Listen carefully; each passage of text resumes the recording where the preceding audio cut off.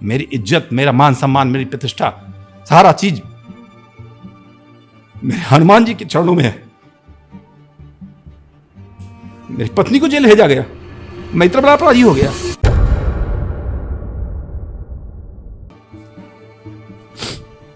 क्या होता है, हम टूटने वाले लोग नहीं, लेकिन परिवार और जिम्मेदारियां जब आदमी के जीवन में आती हैं तो कहीं ना कहीं उसको भावनाओं में जुड़ जाता है। हत्या का वो मामला था जिसमें आपको कोर्ट ने बरी कर दिया, उसके बारे में आप बताएंगे? बहुत बड़ी कहानी है उसमें भी, लेकिन वो भी एक षड्यंत्र था। मैं अपराधी नहीं हूँ, मेरे साथ में, मेरे परिवार के साथ में किया जा रहा है। अंडे की दुकान से बंगले, गाड़ी, ये सब कैसे आया? अंडे की दुकान लगाकर, गुपचुप की दुकान लगाकर, ऑटो चलाकर, टैक्सी चलाकर, अपने पीछे के संघर्ष को देखिए, तब वीरेंद्र सिंह तोमर ऊपर आप आरोप लगाइए। कभी और कभी अगर बता पाए हुआ क्या था, कैसे आपका नाम सामने आया? एक विशेष समुदाय के द्वारा जो है मेरे ऊपर हमला किया गया था, चाकू तलवार से हमला हुआ था। मेरी माँ थी साथ में, छोटा वाला ब्रदर था, छोटा सा बिल्कुल। मेरे छाती पर तलवार डाल के 6 इंच छाती तक मेरी तलवार घुसी हुई थी, और उसमें किसी व्यक्ति की मृत्यु हो जाती है तो उसमें उसका सारा ठीक रहा, हमारे ऊपर फोड़ दिया। कहते हैं रोहित तोमर की गलती वीरेंद्र सिंह तोमर को भारी पड़ गई। गलती तो बनाया गया, लेकिन वो सब ठीक है। मीडिया में जितनी भी चीजें सामने आई कि तोमर बंधु सूदखोरी कर रहे हैं, सूदखोरी, रंगदारी और अवैध हथियार रखने के मामले में गिरफ्तार हिस्ट्री शीटर वीरेंद्र सिंह तोमर। हम लाइसेंस से काम करते हैं, बैंक हैं, हमसे लोग पैसा लेने आते हैं, हम उनको तो पैसा देते हैं। इस सूदखोरी का पैमाना ऐसा कि 1 लाख रुपए दो और 20 लाख वसूलो। जब उसकी क्षमता 20 लाख की थी तो 1 लाख रुपए हमसे लेने क्यों आया वो? नहीं, करना क्या चाह रहे थे? जैसे गंगा घाट में पाटे लगा करके जो जितनी भी पूजा अर्चना आपने करवा रहे थे, क्या गंगा आरती ही आपका उद्देश्य था, फिर क्या था उसमें? नहीं, पूरा खारून गंगा, हमने खारून को हटाया नहीं। खारून मैया हमारे लिए मैया है, ये गंगा मैया भी तुम्हारे लिए मैया है। खारून गंगा को दोनों को समाहित कर दें तो क्या बुराई है भाई? आपत्ति ये थी कि खारून दाई की आरती क्यों नहीं? अरे खारून दाई की आरती खारून हम भाई मैया बोलते हैं, आप दैया बोलते हो, दाई बोलते हो, हम मैया बोल रहे हैं। अंतर ये है, जब उन युवाओं को देखता हूं कि उनके साथ में छल किया जा रहा है, उनकी जो ऊर्जा है उनको कहीं और लगाया जा रहा है। आपका इशारा किसकी तरफ है? इशारा जो छत्तीसगढ़ को लेकर छत्तीसगढ़ी राजनीति करना चाहते हैं। छत्तीसगढ़ क्रांति सेना बहुत बोल रहा है, देवी देवताओं के बारे में अनफंड बोल रहा है। राजनीति करने का तरीका ये है नहीं। अमित बघेल को बोल रहे हैं आप? निश्चित रूप से मैं उनको कासा चोर के नाम से जानता हूँ। आओ माई के लाल में हिम्मत है तो आओ हमसे दो वो कर लो। लेकिन ये शायद आरोप छत्तीसगढ़ क्रांति सेना पर आप इसलिए लगा रहे हैं क्योंकि खारून दाई में आपने गंगा मैया की पूजा की और उसके बाद आपके साथ विवाद। निश्चित रूप से उसमें क्या अपराध हुआ? क्यों नहीं शासन ने जांच करी कि खारून गंगा आरती में कितने पैसे कहां से आते हैं? आपने बोला ना QR कोड क्यों लगाया गया वहां पे? QR कोड में किसी को पकड़कर पैसा डलवाया जा रहा है। आखिर किस चीज के लिए पैसे डलवाए जा रहे थे? पैसा डलवाया ही नहीं जा रहा था। आज वहां पे आरती हो रही, आज आप देख लीजिए 9 महीने हो रहे हैं जिस आरती को बंद कराया गया, उनका तेल खत्म हो गया कि जिन्होंने बंद करवाया था। मैं आपको इस चैनल के माध्यम से एक नाम ऐसा लेना चाहूंगा जो शासन में बैठा हुआ है, जिसने इस हत्या में समग्र रूप से मेरी हत्या का और मेरे परिवार के मान सम्मान को खत्म करने का प्रयास किया। बहुत सारे पावरफुल लोग हैं, समझ में बिल्कुल है। विजय शर्मा जी की बात कर रहा हूं मैं, गृह मंत्री जो हमारे प्रदेश के हैं। क्या आपको ईश्वर ने राज करने का अवसर दिया, आपको राजा बनाया तो इसीलिए बनाया था किसी की बहन बेटियों के साथ ऐसा करना चाहिए आपको? मेरी माँ को जेल भेजते हो, मेरी पत्नी को जेल भेजते हो, मेरी बहू को जेल भेजते हो, मेरी बच्ची को डराते हो, मेरे बेटे को 10 साल के बेटे को तुम डराते हो। ये तुम्हारी राजनीति करने का तरीका है। उनके दोस्त का भी नाम बताना चाहता हूं, वही गद्दार का नाम लेना चाहूंगा, सत्य प्रकाश सिंह। एक कुनबा, बड़ा कुनबा भी लगा हुआ था, तुमको बख्श दिया, तुम मारेंगे नहीं, उसका पैसा लेंगे, तुम हमको पैसा दे दो। कितना मांगा गया था? 20 करोड़ रुपए। आपने ब्राह्मणों को श्राप देते देखो, एक क्षत्रिय श्राप देता है। मैं वीरेंद्र सिंह तोमर, श्राप है मेरा कि जितने भी षड्यंत्रकारी हैं जो तोमर परिवार को समाप्त करने के लिए षड्यंत्र किया है और करेंगे, उनका पतन होना निश्चित है।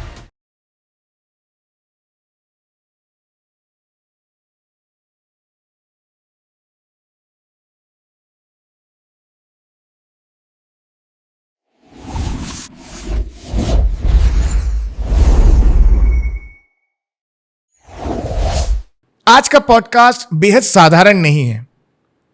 नमस्कार, मैं रोहित सोनी आपका होस्ट और आप देख रहे हैं आपका favourite podcast show the PS show.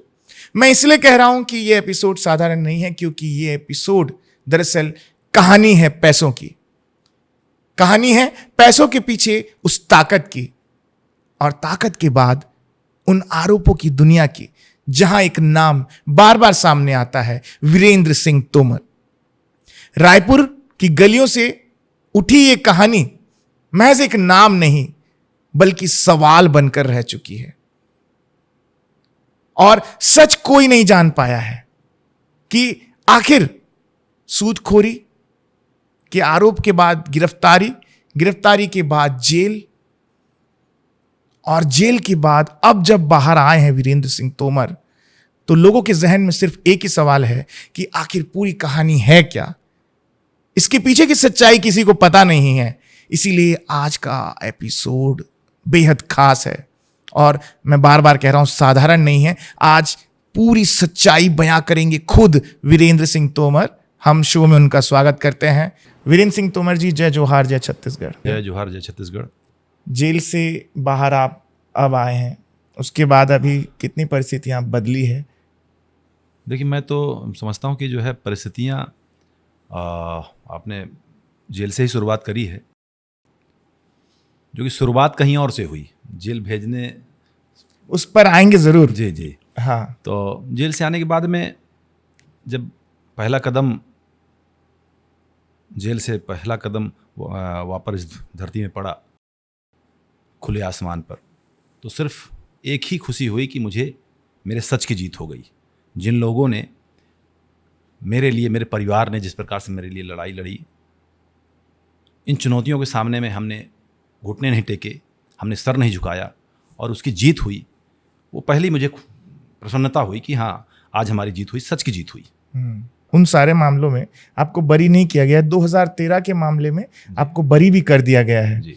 उसके बाद देखा गया कि आपकी पत्नी के साथ आप कंधे में हाथ रख के बड़े रिलैक्सेशन मोड में दिखे आप। सीधी सी बात है कि जब किसी के ऊपर झूठे आरोप जब लगते हैं, और जब उस आरोप से न्यायालय आपको मुक्त करता है, जब बरी करता है, तो उससे बड़ी खुशी कुछ नहीं होती कि तब भी हम सही थे, और आज हमें जो है रजिस्टर्ड जो है हमें प्रमाण पत्र दिया गया न्यायालय के द्वारा, जिस हम न्यायालय की बात करते हैं, जिसके ऊपर हमारा पूरा भारत देश टिका हुआ है, उस ऐसे स्तंभ ने हमें बरी किया। तो उससे बड़ा रिलैक्स, उससे बड़ी खुशी क्या हो सकती है। और सबसे बड़ी चीज़ मेरी पत्नी, जिसने हर समय उसने मेरा साथ दिया। वो जानती थी कि मैं सच हूँ, हम सच हैं, उसने मेरा साथ दिया। तो मेरी खुशी तो मेरे पत्नी के अलावा मेरे भाई, देखिए, मेरा पूरा ये कुनबा, जितने हमारे समाज के लोग हैं, 36 कौम के जो लोग हैं, सभी मेरे परिवार हैं। लेकिन मेरी महत्वपूर्ण भूमिका मेरी पत्नी ने जिस तरह से निभाया, मेरे बच्चों ने निभाया, तो मेरी पहली खुशी तो मेरी पत्नी को जाती है कि मेरी पत्नी ने मेरे साथ गई कि मैं चलूँगी इसमें आपके साथ में, मैं क्योंकि हर समय आपके साथ खड़ी हूँ, तो इस समय भी आपके साथ में कोर्ट में खड़ी रहूँगी। और वो बिल्कुल ढाल बनकर हर समय खड़ी रही, रानी लक्ष्मीबाई की तरह खड़ी रही, एक छत्राणी की तरह। छत्राणी ने अपना दिखाया कि जब तुम हमारा सब कुछ ले लोगे तो मेरा आत्मविश्वास नहीं ले सकते।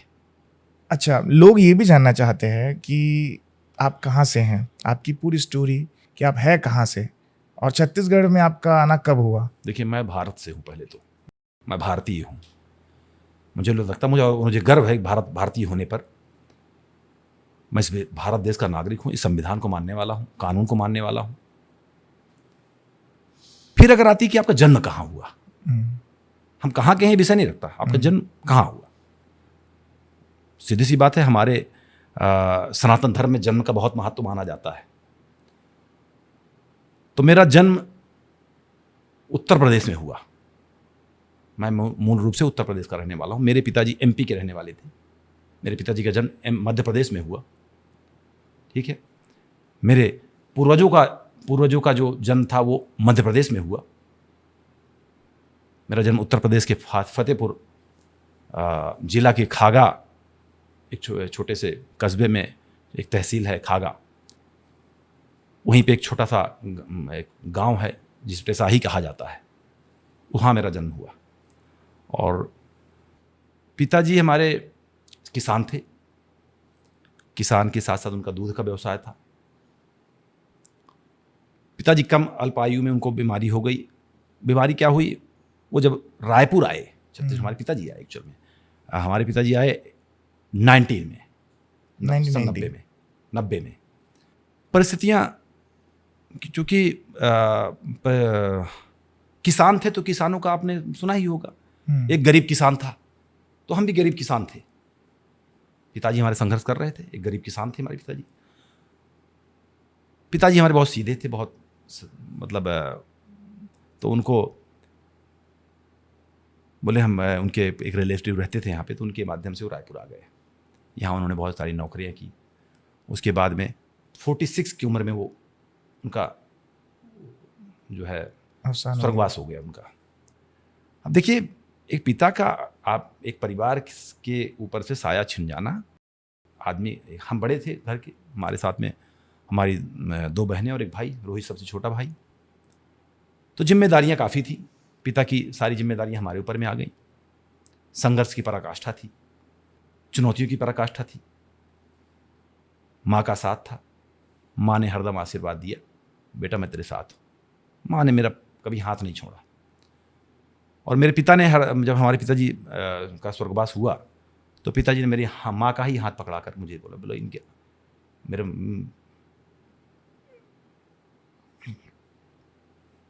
पिता ने बोला कि माँ मरते समय उन्होंने माँ का हाथ पकड़ा दिया, और आज तक मैंने अपनी माँ का हाथ पकड़ा हुआ है।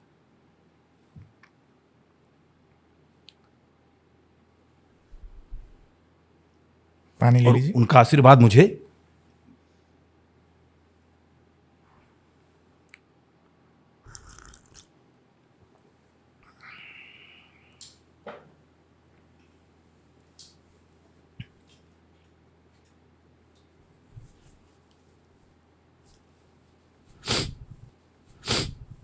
क्या होता है, हम टूटने वाले लोग नहीं हैं,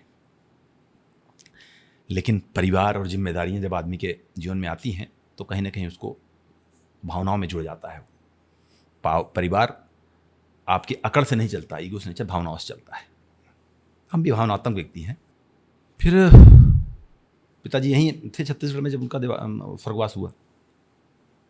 सफ़र चलता रहा, बहुत सारे पड़ाव आए। मैंने जैसे कहा आपसे, संघर्ष की पराकाष्ठा चल रही थी। बचपना मैं युवाओं को बहुत पसंद करता हूँ। मेरी युवा बहुत बड़ी खोज है। युवा मेरे प्राण है। मतलब अगर मुझसे कोई बोले कि आप जीवन में कुछ चाहते क्या हो, मैं चाहता हूँ मेरे युवा जो है ना आगे बढ़े। मेरा हरदम से ये रहा, क्योंकि मैंने युवा अवस्था देखी ही नहीं। युवा अवस्था में संघर्ष बहुत था, तो माँ का साथ रहा। इस देश के अंदर में, जैसा आपने कहा था, मैं इस देश के अंदर किसी भी स्थान में रहना मुझे नहीं लगता गुनाह है। मैं छत्तीसगढ़ में रहता हूँ। मेरे परिवार का जन्म जो है, मेरा जन्म उत्तर प्रदेश में हुआ, और मुझे लगता है हम जिस छत्तीसगढ़ के प्रदेश में रहते हैं, इसका भी जन्म मध्य प्रदेश से हुआ। इसका भी जन्म मुझे लगता है कि मध्य प्रदेश से ही हुआ।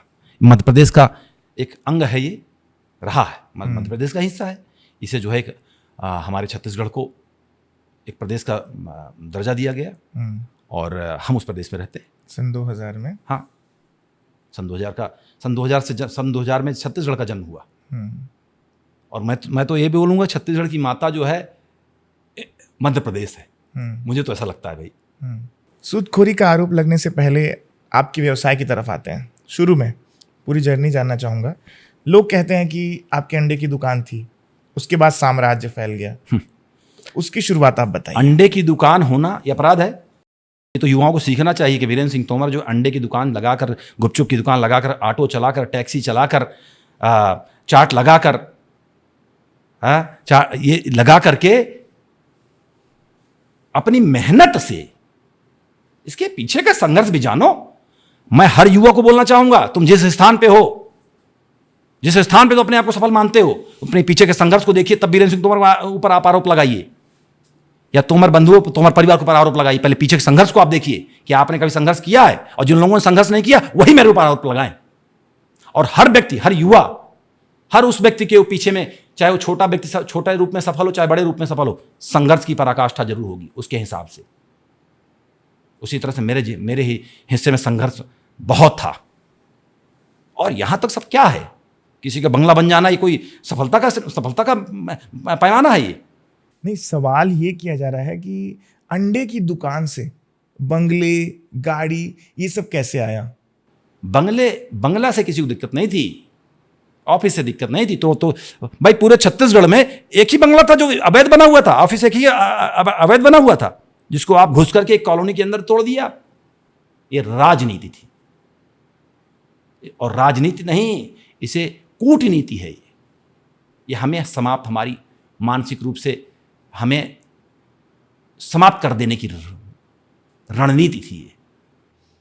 हत्या का वो मामला था जिसमें आपको कोर्ट ने बरी कर दिया, उसके बारे में आप बताएंगे कि आखिर हुआ क्या था? गोली बहुत बड़ी कहानी है, उसमें भी समय आने पे उसे बताया जाएगा, लेकिन वो भी एक षड्यंत्र था। भाई षड्यंत्र ना होता तो क्या हमें कोर्ट बरी कर देता? इससे बड़ा कोई उदाहरण हो सकता है? हमारे साथ में षड्यंत्र जो है ना, ये तब से चले आ रहे हैं जब हमने संघर्ष शुरू किया, और उसी के बीच में जब हमारी उपलब्धियां मिलने लग जाती हैं, तो उपलब्धियों से कुछ ऐसे लोग हैं जिनको मैं बोलूँगा कि जो है तमंचों के छर्रे जैसे लोग, वो जो है नीचे गिराने के लिए वो खड़े हो जाते हैं।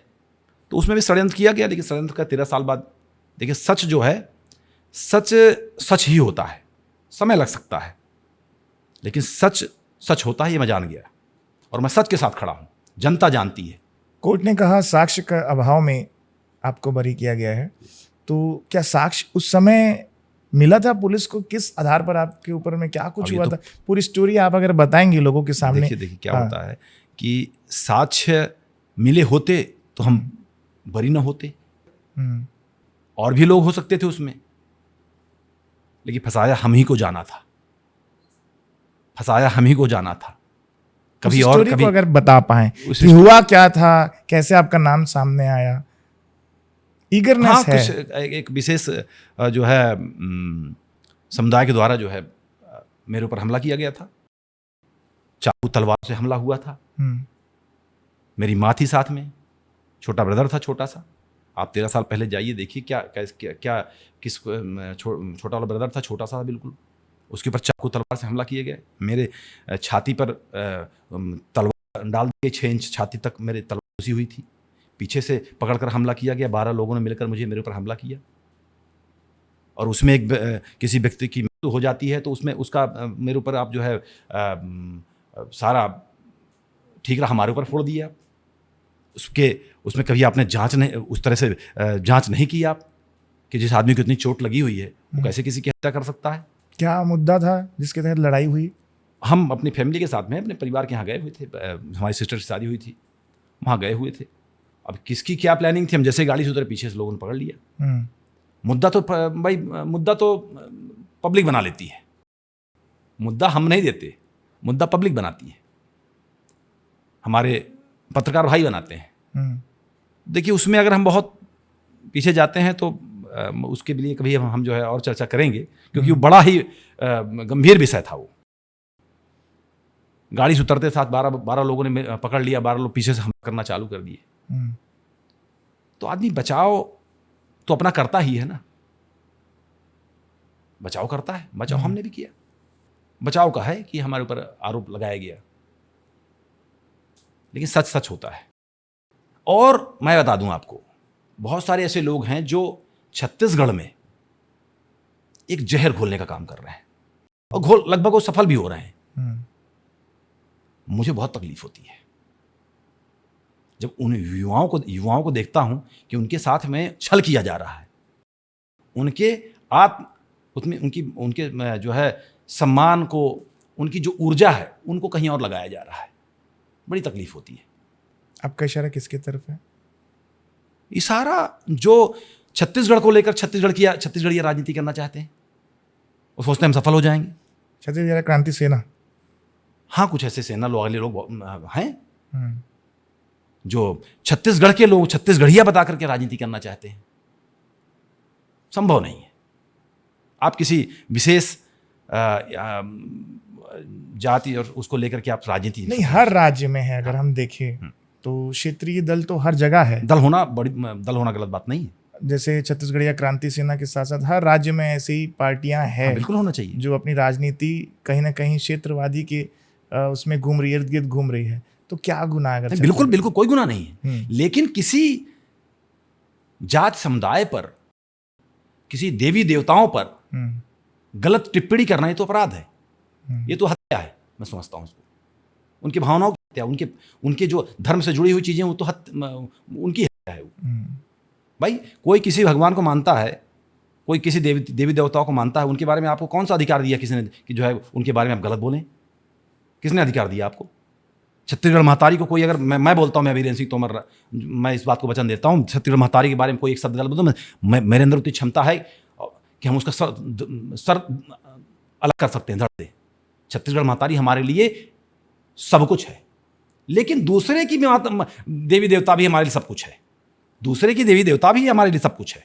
लेकिन ये शायद आरोप छत्तीसगढ़िया क्रांति सेना पर आप इसलिए लगा रहे हैं क्योंकि खारुनदाई में आपने गंगा मैया की पूजा की और उसके बाद आपके साथ विवाद हुआ। निश्चित रूप से खारून गंगा महाआरती 4 साल से होती आ रही, आप समझिएगा उसमें क्या अपराध हुआ।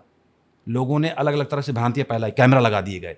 कैमरा इसलिए लगाया गया तुम वहां पे जो है ऐसी घटना करने को अंजाम देने को तैयार थे तुम, इसलिए कैमरा लगवाया गया था।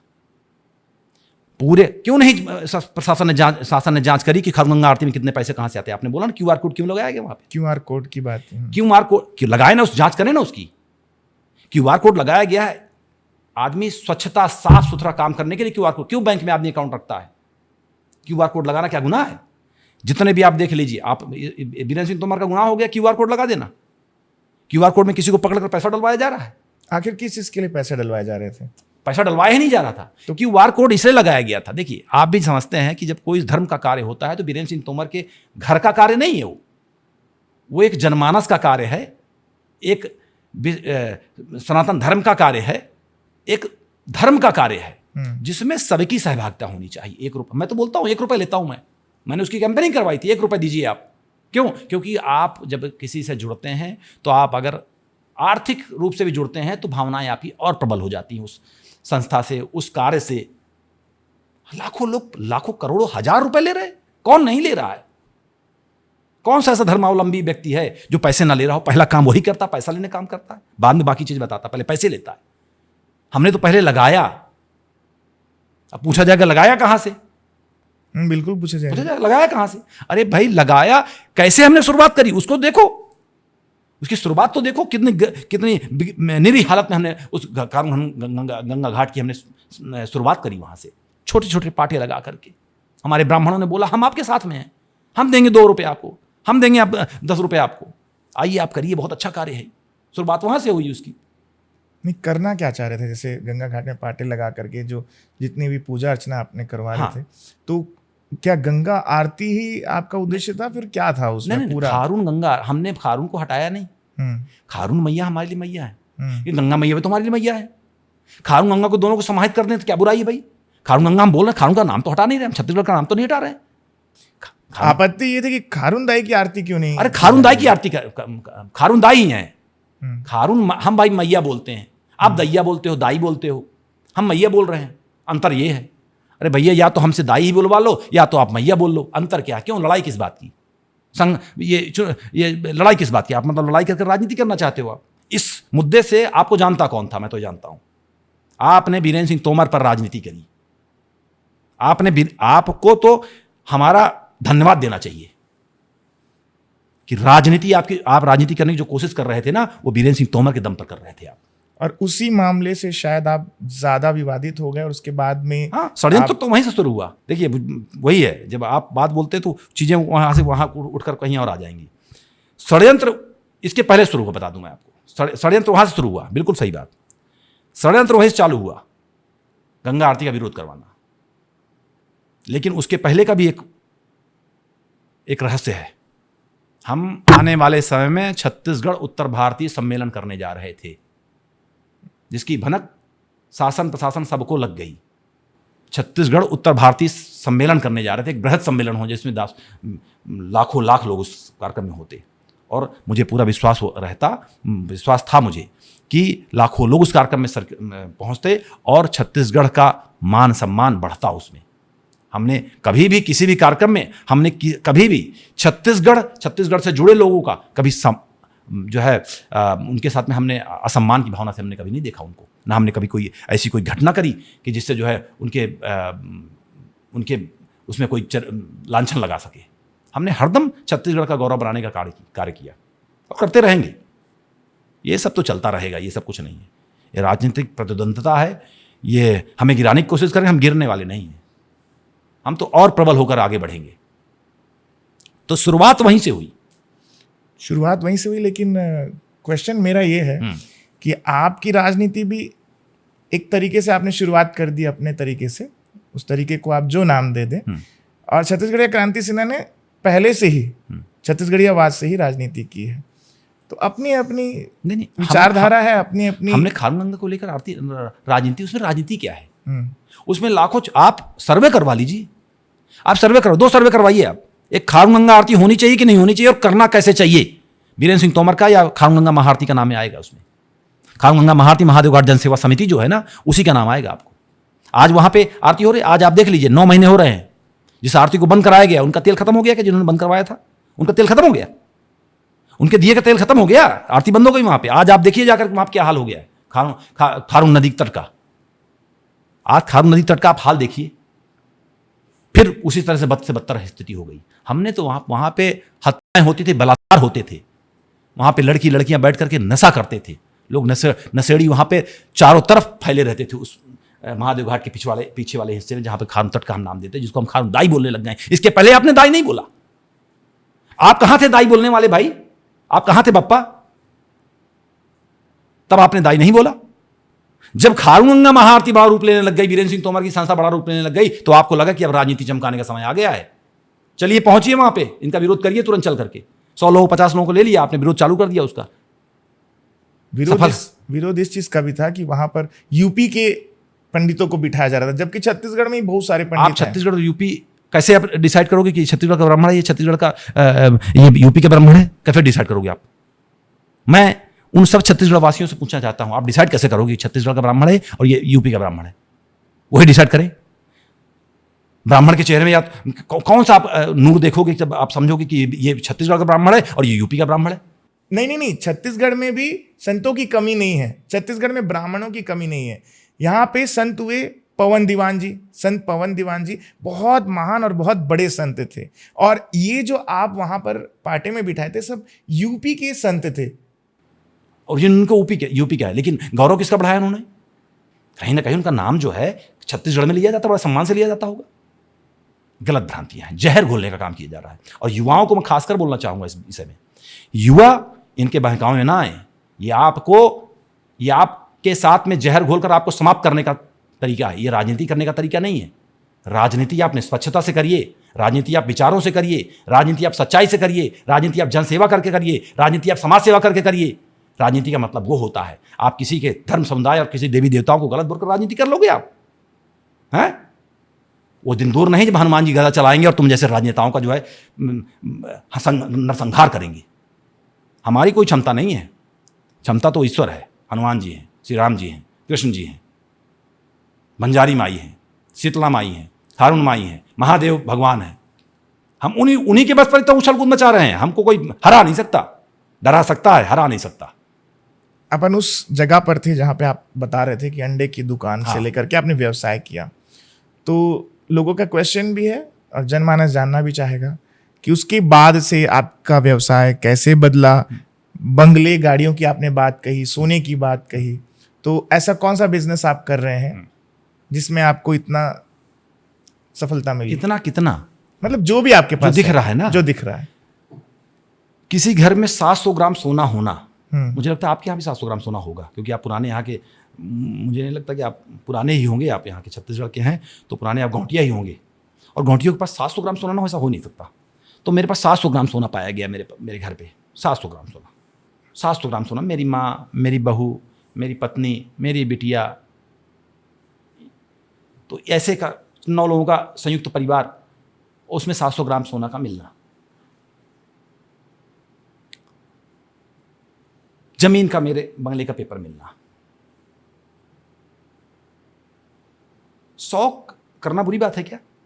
शौक जैसे किसी को शौक हो करने का, भाई हर व्यक्ति का होता है कि भाई हमारा एक सुंदर घर हो, यही सोचता ना, रोटी कपड़ा और मकान। अरे वही तो किया भाई, रोटी कपड़ा और मकान बना लिए, रोटी अच्छी खा रहे हैं, थोड़ा सा स्वस्थ रहने वाले आदमी हैं, थोड़ा सा जो है हेल्थ कॉन्शियस आदमी है, तो थोड़ा अच्छा खाने का प्रयास करते हैं, रोटी कपड़ा अच्छा पहनते हैं। एक्चुअल में इतना इसी का है लोगों को, कुछ लोगों को, सबको नहीं। एक बड़ा कुनबा भी है जो हमारे लिए जो है, आप खुद देख लें, आज पूरे देश से अगर वीरेंद्र सिंह तोमर के लिए समर्थन आया है, पूरे देश एक समर्थन दिया है, तो कुछ तो हमने अच्छा किया होगा। और रही बात आपने कहा कहाँ से, अरे इतना संघर्ष करके एक मकान नहीं बना सकता आदमी, अच्छा पहन नहीं सकता आदमी। अच्छा, ये प्रश्न वीरेंद्र सिंह तोमर से आपने पूछा, मैं इसका उत्तर भी दे रहा हूँ। मैं आपको अपने सीए, मैं अपने सारे इनकम टैक्स के पेपर दिखा दूंगा कि मैं यहाँ से आता है, यहाँ से जाता है, ये है, ऐसा है, ऐसा है। जैसे कानून होता है उसी तरह से इनकम टैक्स भी होता है। अगर मैं कहीं गलत होता तो इनकम टैक्स क्यों कार्रवाई मेरे ऊपर नहीं किया? ईडी ने मेरे ऊपर की क्या? कोई ऐसी कार्रवाई हुई क्या जो विधायक के ऊपर हो रही? बड़े बड़े सत्ता विपक्ष उठा के लाखों लाख सोना मिल रहा है। पहले तो स्कूटी में चलते थे तुम, 5 साल पहले तुम स्कूटी में चलते थे ना भाई। आज तुम्हारे फॉर्च्यूनर कहां से आई? मैं पूछूं तो जनता क्यों नहीं पूछ रही उनसे फॉर्च्यूनर कहां से आई? भाई 5 साल पहले तो तुम्हारी स्कूटी थी टूटी वाली, एक्सीलेटर का बार टूट गया, खुद ही लगाते थे। और अगर जो है उसके बाद फॉर्च्यूनर कहां से विधायक बनने के बाद, आपका किसी पार्टी को ज्वाइन करने के बाद, तो भाई हिसाब पूछिए उनसे। उतना तो हमारे पास नहीं है भाई, हम विधायक बन के तो नहीं लिए कोई चीज को। तो मतलब इससे ये समग्र रूप से दर्शाता है कि कहीं ना कहीं करप्ट आप हो, वीरेंद्र सिंह तोमर नहीं। आप करप्शन आपने पैदा किया है, वीरेंद्र सिंह तोमर नहीं। कार्रवाई आपके ऊपर होती है, वीरेंद्र सिंह तोमर के ऊपर वो कार्रवाई नहीं हुई कि जो है इनकम टैक्स छापा मार रहा और करोड़ों रुपए मिल गए हों, सोने की मूर्तियां मिल गई हों, सोने की ईंटें मिल गई हों। अरे हमारे परिवार की अंगूठी मिली छोटी छोटी, पत्नी का जो है मंगलसूत्र मिला, मंगलसूत्र भी उठा ले गए। पीड़ा होती है, कुछ नहीं, सिर्फ दिखा। पहले प्रशिक्षण बनाया गया छवि को खराब करने के लिए। पहले धावा बोलो घर में, कुछ तो मिलेगा, मिल गया, सोना मिल गया, पिस्टल तो खुद ही ले जाकर रख दिए। झोला तो तुम भर के लाए थे ना, झोला तो तुम भर के लाए थे कि ये प्लांट करेंगे। प्लांट किया तुमने, पिक्चर बनाई बढ़िया, बोले पहले यहीं से धमाका करो, क्योंकि जो हमारी जनता है ना, जो अंतिम पंक्ति के जो लोग हैं, उनको इससे दूर रखा गया, उनको वोट के लिए रखा गया, बस हो गया। तो उनको यही बताया गया कि देखो तुम्हारा ही पैसा है। अरे तुम्हारा पैसा वीरेंद्र सिंह तोमर के पास नहीं है, तुम्हारा पैसा उन विधायकों के पास में है, उन मंत्रियों के पास में है, उन फलानों के पास में है, और बहुत सारे नाम हैं जो वीरेंद्र सिंह तोमर से पैसा की वसूली करने की कोशिश कर रहे थे इस पूरे केस में। अच्छा, ये भी हो रहा था? बिल्कुल हुआ है। एक कुनबा, बड़ा कुनबा भी लगा हुआ था, तुमको बख्श दिया जाएगा, तुम्हारी हत्या तुम्हारे हाथ में, तुम्हें मारेंगे नहीं, तुम्हारी हत्या नहीं करवाएंगे, तुम्हें छोड़ देंगे, तुम्हें मारेंगे नहीं, उसका पैसा लेंगे। तुमको तो मारने की, तुमको तो सूट साइट, तुमको तो मारना ही है। पूरा चिट्ठा तुम्हारा निकल गया, तुम्हारा लेटर निकल चुका है। तो उसके लिए कि तुमको मारे नहीं, तुम हमको पैसा दे दो। बताऊंगा आने वाले समय में, सब कुछ है मेरे पास। कितना मांगा गया था? 20 करोड़ रुपए। कहां से लाऊंगा भाई? मैं तो मैं एक बार मन में आया कि यार माथा टेक दिया जाए, बस इंसान है। जब बच्चों को देखते थे परेशानी, मेरी बेटियां रोती थी, जब मेरी पत्नी रोती थी, कैसे घुसे उस घर में, पत्नी कहाँ से पुलिस आ जाए। पुलिस वालों की दरिंदगी, पराकाष्ठा हुई है दरिंदगी की। कभी भी आए घर में घुस गए, दरिंदगी थी उनकी। ये शांति का टापू को जो है ना, कुछ लोगों ने बहुत ये तरीका नहीं है, सत्ता चलाने का तरीका ही नहीं है। देवी जी ने, दुर्गा ने आपको शक्ति दी है, शक्ति का जो है आपने दुरुपयोग किया है। ये शक्ति बहुत जल्दी छीनी जाएगी आपसे। एक चीज और मेरा श्राप है, अभी तक आपने ब्राह्मण को श्राप देते देखा होगा, आपने ब्राह्मणों को श्राप देते देखो, एक क्षत्रिय आज श्राप देता है, मैं वीरेंद्र सिंह तोमर, श्राप है मेरा कि जितने भी षड्यंत्रकारी हैं जो तोमर परिवार को समाप्त करने के लिए षड्यंत्र किया है और करेंगे, उनका पतन होना निश्चित है। उनका पतन होगा, होके रहेगा, ये मेरा श्राप है। लेकिन वो सब ठीक है। मीडिया में जितनी भी चीज़ें सामने आई कि तोमर बंधु सूदखोरी कर रहे हैं, आपके ऊपर गंभीर आरोप लगा कि आप माताओं बहनों के साथ अत्याचार कर रहे हैं, यहाँ तक कि सूदखोरी का पैमाना ऐसा कि 1 लाख रुपए दो और 20 लाख वसूलो। इसमें कितनी सच्चाई थी? अच्छा, केस पे केस होते गए, एक केस आया, लगातार केस हुए, लगातार केस हुए। केस तो मिले ही नहीं इनको। केस क्या था? पैसा देना। केस क्या है? हत्या किया हमने, बलात्कार किया, डकैती डाली, कोई संस्था बनाकर पैसा खा गए, या कोई ऐसा स्कैंडल किया? ऐसा कोई तो मुझे नहीं लगता ऐसा कोई केस हमारे ऊपर बना है।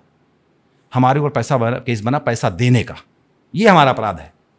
पैसा देना हमारा अपराध है। मैं आपको बता देना चाहता हूं, जो हमारे ऊपर अपराध लगाए गए वो पैसा देना, कि आपने पैसा दिए, अब पैसा आप मांगोगे तो आप अपराधी हो। अब दूसरे विषय में आते हैं कि पैसा 1 लाख रुपए दे करके कोई आदमी कितना दिया आपने कहा? 20 लाख 25 लाख ऐसे आरोप। जिस व्यक्ति की, बस कॉमन सी बात है, आप इतने बड़े पत्रकार हैं, आप बहुत अच्छा कार्य कर रहे हैं और आपका एक अच्छा छत्तीसगढ़ में आपकी एक अलग प्रतिभा की निखर कर आई है। आप बहुत अच्छा काम कर रहे हैं। मैं आपको पहली बात तो इस बीच में ही आपको मैं धन्यवाद दूंगा कि आप सब बहुत ही प्रखरता से खबरों को दिखा रहे हैं। मैं आपको बहुत धन्यवाद देना चाहूँगा, आपकी संस्था को, आपकी टीम को धन्यवाद देना चाहूँगा। धन्यवाद। ये बहुत ही कॉमन सी बात है।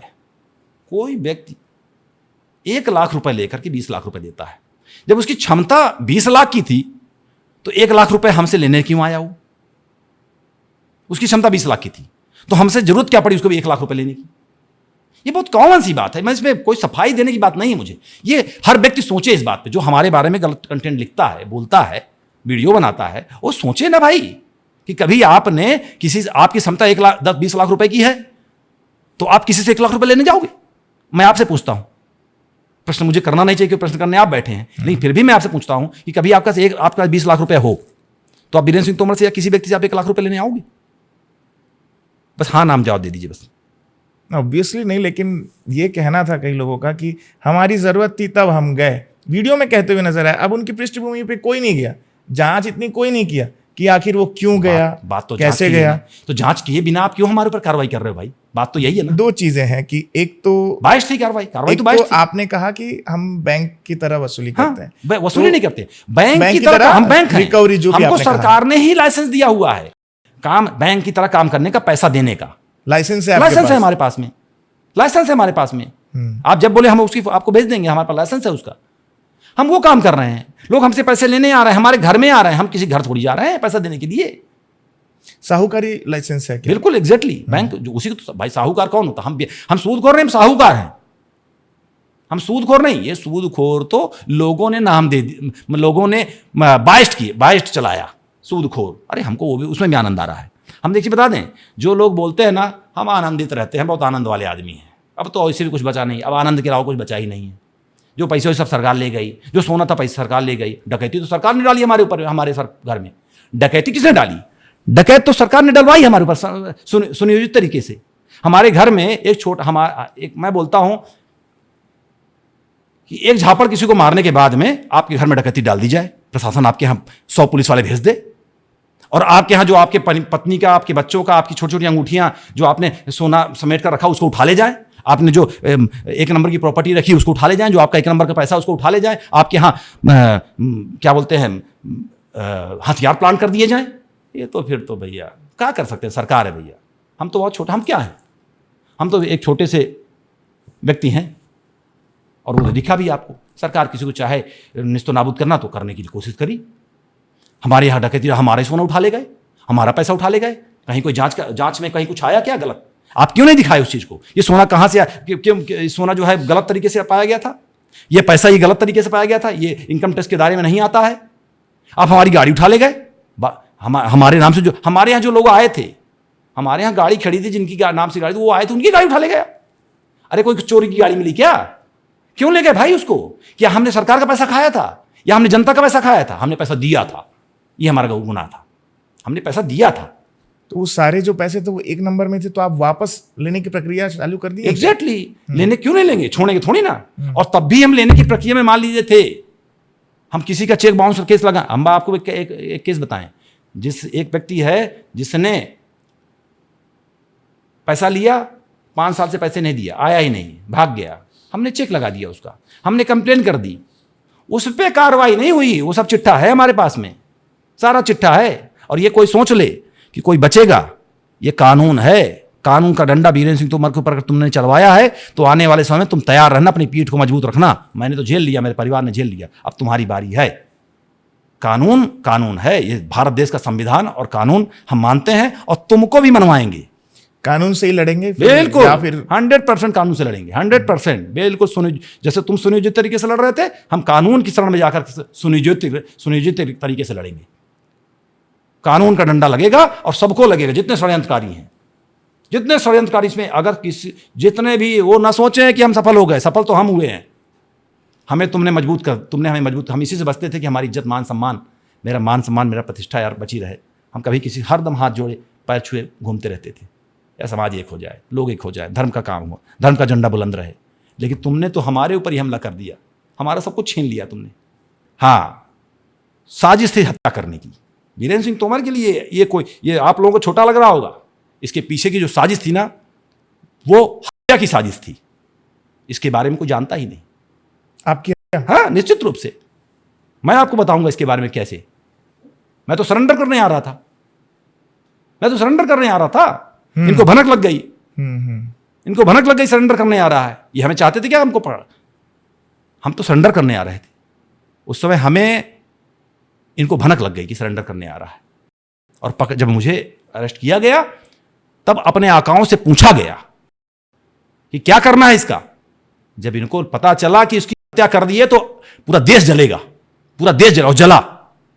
थोड़ा सा हमने ही उसको संभाला, हमारे परिवार ने ही संभाला, नहीं पूरा देश जलता। तो हत्या की साजिश तो विफल हो गई।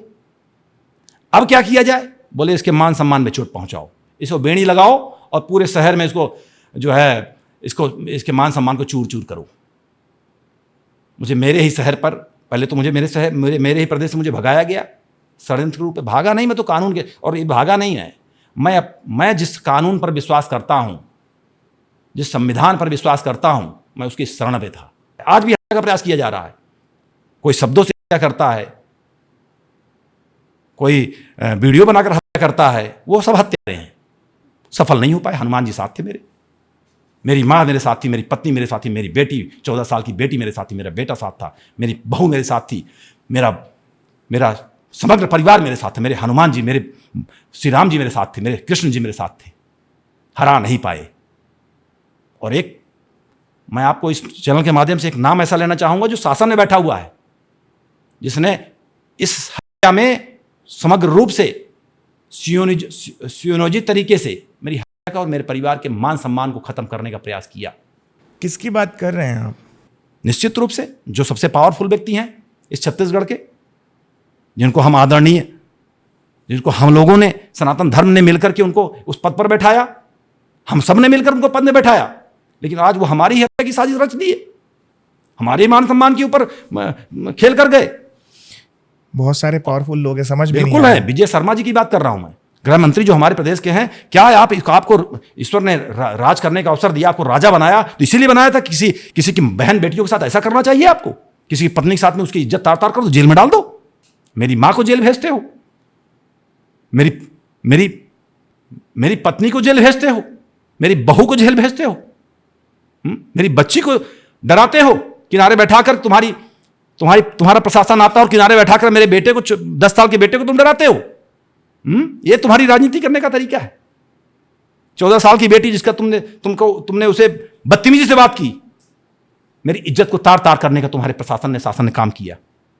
मेरे पास कुछ बचा नहीं, सिर्फ मेरे पास आत्मविश्वास बचा हुआ है। वो आक्रांता और तुम आक्रांता।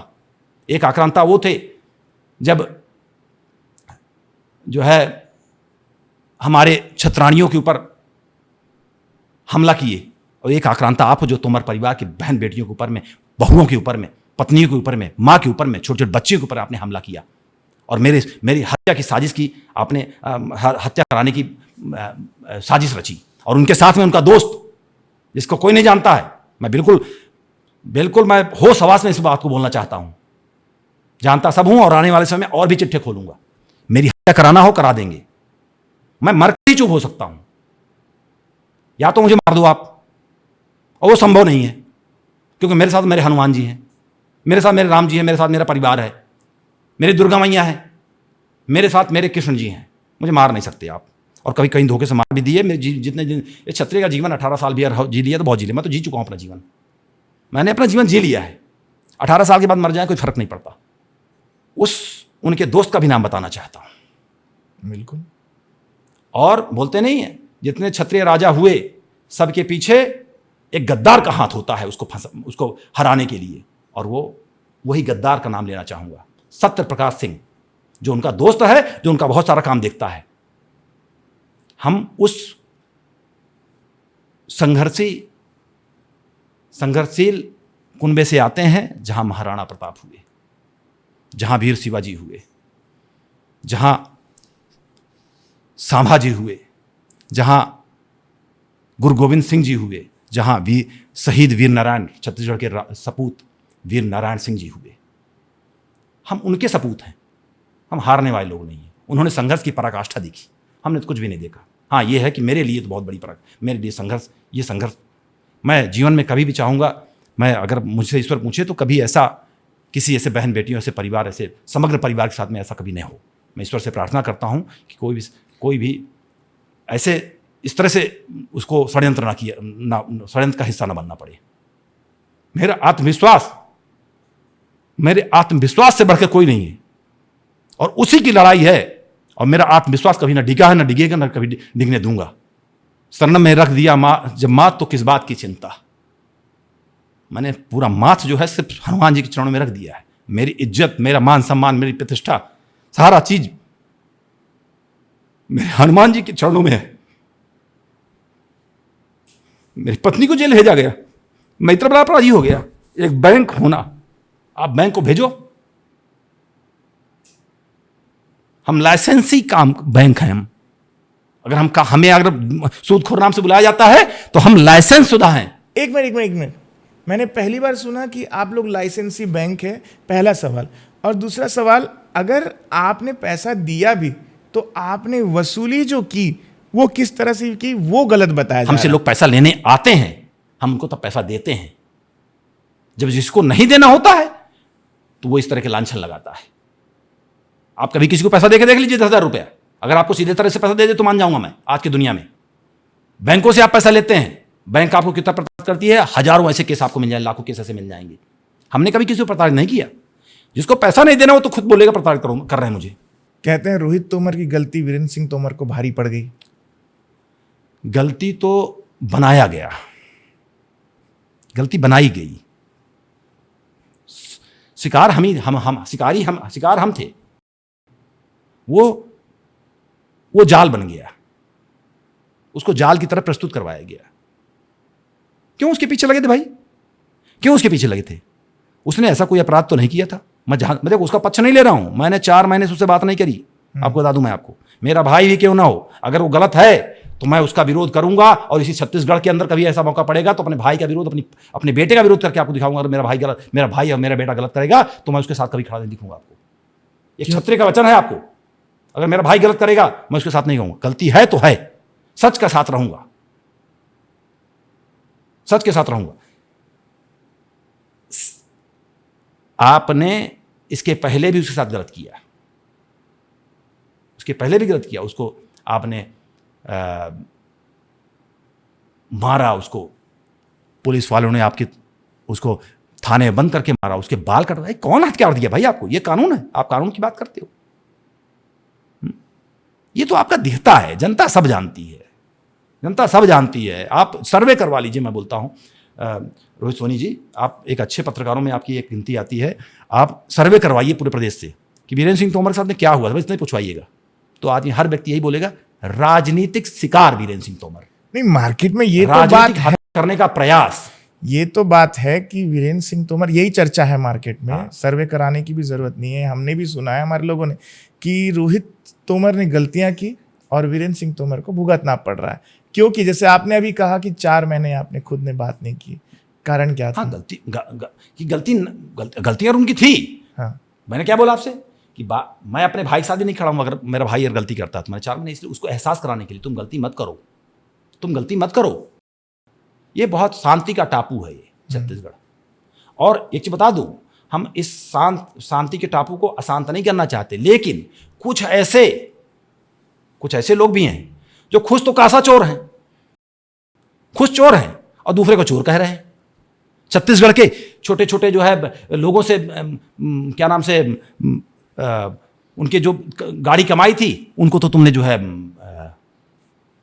निपटा दिया। आओ बनाएंगे, मूर्ति बनाएंगे, ये बनाएंगे, भगवान बनाएंगे, और तुम जो है उन्हीं का कासा जो है खा गए। तो अपराध तो तुम किए हो इस छत्तीसगढ़ का, तुम्हें कभी छत्तीसगढ़ माफ नहीं करेगा। और बस कुछ समय है, कुछ समय की तुम्हारी ये पानी की बुलबुलें हैं, ये कभी सफल नहीं हो सकते। आप किसी भी समुदाय को नहीं छोड़ रहे हो। आप यूपी का भी बाहरी, बिहार का भी बाहरी, एमपी का भी बाहरी, सिंधी भी बाहरी, जैन भी बाहरी, गुजराती भी बाहरी, महाराष्ट्रियन भी बाहरी, उड़ीसा का भी बाहरी, तो सब बाहरी हो गए। इनके देवी देवताओं के साथ आप खुद सोचिए अपराधी कौन है। अगर हम अपराध किए होते ना तो हम बाहर ना होते। अपराधी आप हो, आप अंदर हो, आप अंदर हो, आप अपराधी हो। यहां से हम यही से सिद्ध हो जाता है कि अपराधी कौन है। हमें अपराधी कहा गया, आओ माई के लाल में हिम्मत है तो आओ हमसे दो वो कर लो। अब हम बोलते हैं लेकिन हमारी वैसी नेचर नहीं है माई के लाल वाला, हमारा नेचर नहीं है कि आओ माई के लाल दो हाथ कर लें। वैसी राजनीति और ऐसा समाज सेवा करने का मेरा तरीका नहीं है। हम तो बोलते हैं आओ हमारे गले लगो, आओ हम आपके गले लग करके, आप अगर हमारे प्रेम से बोलने से और हम आपको गले लगाएं, उससे प्रेम बढ़े तो मैं चाहूँगा, मैं हरदम आपका पैर छू जाऊँगा। अगर शांति बना के रखना चाहते हो तो मैं तो पैर छूने का काम कर दूंगा। लेकिन अगर आप जो है आपके करने का तरीका गलत है, आप बहुत अच्छा नहीं कर रहे हो, आप बाहरी कर रहे हो। हाँ, मैं अगर मुझे बाहरी बोलते हो तो हाँ, मैं उत्तर प्रदेश का हूँ, मैं बिहार का हूँ, मैं जो है पंजाब का हूँ, मैं महाराष्ट्र का हूँ, मैं जो है उड़ीसा का हूँ, मैं एमपी का हूँ, मैं मध्य प्रदेश का हूँ, मैं हरियाणा का हूँ, मैं दिल्ली का हूँ, ऐसे मैं झारखंड का हूँ। किसको आप जो है बोलोगे बाहरी हुआ? और आप कहाँ के हो? कितना आपका जो है जन्म कब हुआ? 40 साल पहले, 50 साल पहले, 25 साल पहले? आपका जन्म मध्य प्रदेश में हुआ। आप छत्तीसगढ़िया नहीं हो। आप एक्चुअल में गलत दिशा पे छत्तीसगढ़ में एक शांति के टापू को आप अशांत करने का प्रयास कर रहे हो, सफल नहीं हो सकते आप।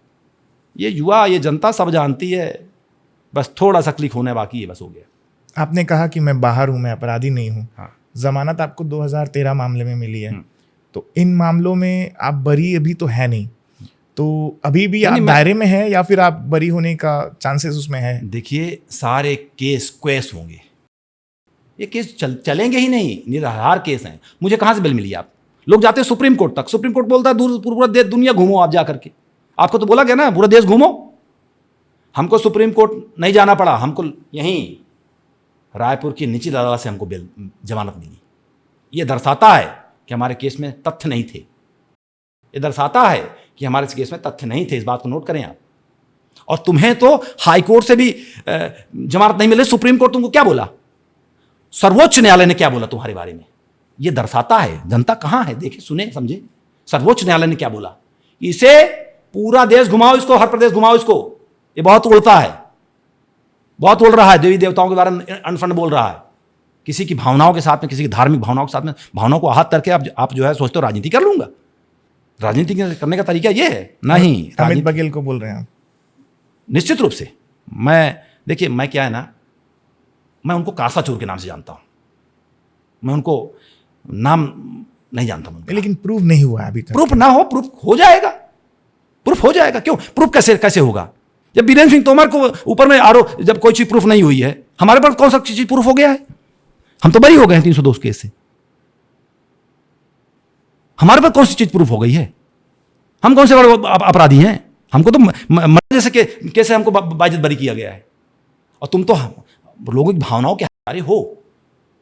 तुमने कासा चोरी की है, मान लो इस बात को, तुम कासा चोर हो, और जनता जानती है। अब पूछेगी, हिसाब लेगी, जनता ही हिसाब कर देगी। जनता ही अपराध बोध करा देगी इनको। हर चीज़ का ये नहीं होता, हर चीज़ में आपको केस बनाकर ही अपराध बोध कराया जाए। आपके ऊपर FIR हो तभी आप अपराधी माने जाओगे। बिना जनता का जो जनता की जो न्यायालय है ना, एक न्यायालय जनता भी है, एक न्याय जनता भी करती है। तुम सफल नहीं हो सकते, यही न्याय है तुम्हारा। और तुम आज क्या सफल हो? ये तुम चुनाव लड़ो, तुमको 500-700 वोट मिले, तुम कौन हो? ये गलत तरीका है। अच्छा, अभी जितने भी केस आपके ऊपर है उसका आप बता सकते हैं ब्यौरा कि किन केसों में आपको नाम शामिल कराया गया है और उस केस में आपकी कितनी भूमिका है? कोई एक आध केस आप बता सकें तो। भूमिका, फिर से वही बता रहे हैं, भूमिका किसी केस में हो जाना ये नहीं दर्शाता कि आप अपराधी हो। मैं उसी को चाह रहा हूं कि आप थोड़ा भाई, मैंने बताया ना आपको कि अगर मेरे ऊपर में जो अपराध, मैं आपको बता दूं, जो अपराध अभी बनाया गया मेरे ऊपर में 308 एक्सटॉर्शन, मेरे ऊपर एक्सटॉर्शन के केस है ना, सूदखोरी के केस नहीं है जो सूदखोर लोग बता रहे हैं। मेरे पर एक्सटॉर्शन केस है। और एक्सटॉर्शन हुआ कैसे? एक्सटॉर्शन का मतलब ये होता है कि आप किसी से जबरदस्ती उसकी चीजों को छीन रहे हो।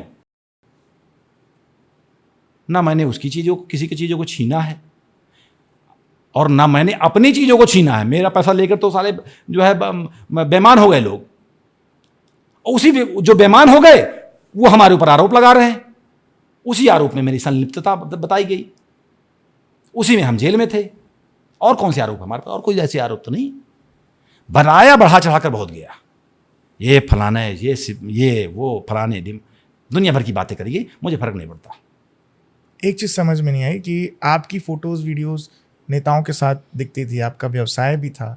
अब समझ में नहीं आता था कि कौन से, मतलब सत्ता के करीबी आप रहे हैं, सरकार किसी की भी रहे, तब भी आपकी पीछे साजिश होना, आपके लिए साजिश होना, तो ऐसी कौन सी ताकत आपके पीछे क्या होता लगी है हुई थी? रोहित भाई, सोनी जी, जब आप के पास में एक विशेष राजनीतिक दल का वोट आपके पास में आ जाता है, आप वोट के मालिक बनने लग जाते हैं थोड़ा थोड़ा। मान लीजिए वीरेंद्र सिंह तोमर 1 लाख वोट का मालिक था, है। आज तो ईश्वर ने कृपा कर दी है, आज तो स्थिति कुछ और है। पूरे देश का समर्थन है वीरेंद्र सिंह तोमर परिवार। आज हाथ लगा के देख ले। गलत नहीं करूंगा, सच के साथ रहूंगा। मैं फिर से बोल रहा हूं, गलत नहीं करूंगा, गलत ना सोचता हूं, ना गलत मेरी विचारधारा में। जब आपका वोट आपके पास में किसी विशेष पक्ष विपक्ष का वोट आपके हिस्से में आ जाता है, तो लोगों के कान खड़े होने चालू हो जाते हैं, राजनेताओं के खासकर, जो अपने आप को सत्ता में अपने आप को सत्ता हासिल करना चाहते हैं। तो जब या तो उनके सामने आप सर झुका दो। मुझे भी पिछले चुनाव में जो है प्रेफर दिया गया, पार्टी ज्वाइन करिए। मैंने कहा नहीं, मैं समाज सेवा कर, मेरे को आनंद आ रहा है। मुझे आनंद, जिस कार्य में आनंद आए मैं वो कार्य करना पसंद करता हूँ। मुझे गंगा आरती में आनंद आता था, आनंद आता है, आनंद के साथ करता था। मैं खुद स्वयं जाता था वहाँ पे, मैं राजनीति नहीं करता था। तो जब आपके पास में वोट आ जाते हैं तो या तो आप दंडवत हो जाइए, किसी पार्टी विशेष चरणबंधन में आ जाइए, चरणबंधन करने लग जाइए। और अगर आप नहीं करते हैं तो आप उनकी आंख की किरकिरी बन जाते हैं। समझिएगा, ये हर व्यक्ति के साथ होता है और ये होता आया है। उनकी आपकी या तो उनके दंडवत रहिए कि ये सब वोट आपके ही हैं, तो उनके चरणबंधन करिए। अगर आप अपना उसी पार्टी का विशेष जो है वोट आप अपनी तरफ प्रभावित कर लेते हैं, तो उनका तो जड़ें हिलने लग जाती है ना। तो वो जड़ें हिलने लग गई थी, तो उसका परिणाम ये है, या तो हम चरणबंधन कर लें उनका, या तो उनका पैर छूते रहें, भैया हम आपके साथ में हैं, हमसे नहीं हो पाया वो। या तो हमको राजनीति आती नहीं थी, अगर हमको राजनीति आती रहती तो हम वही कर लेते, भैया चलो ठीक है। हम तो जो है एक समाज की आवाज़ बन रहे थे, समाज की जो है बातें जो है लोगों तक पहुंचाने का कार्य कर रहे थे, एक विचारधारा दे रहे थे समाज को। मीडिया में कई लोग आकर के अनाप शनाप बकने लगे और आपके घर के सामने कुछ मीडिया वाले जा कर के वीडियोस बनाने लगे, तब फैमिली कितनी विचलित हुई? क्योंकि हम जब वहाँ पर गए थे तो आपके यहाँ जो पत्नी है और आपकी बेटी है वो मंदिर में पूजा कर रही थी। तो वास्तव में क्या चीजें थी उसको आप बता पाएंगे? भाई आप जब गए तो क्या हम पूजा सुनियोजित तरीके से कर रहे थे क्या?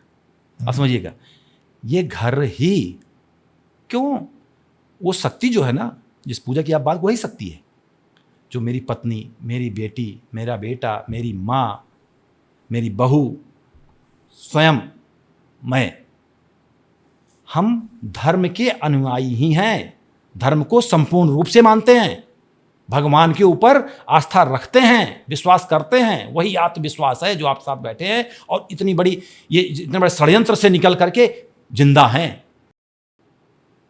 पूरा परिवार धार्मिक है। मेरी पत्नी तो जो है भाई, मैं एक चीज़ बताएं आपसे, मैं अपने दिल की बात बताना चाहता हूँ। मैं किसी से इस शब्द को कभी नहीं अपनी पत्नी से भी नहीं बोल पाता हूँ, क्योंकि हम जिस परिवार से आते हैं, संस्कार, हमारे परिवार में एक संस्कार अलग होते हैं, घूंघट प्रथा होती है।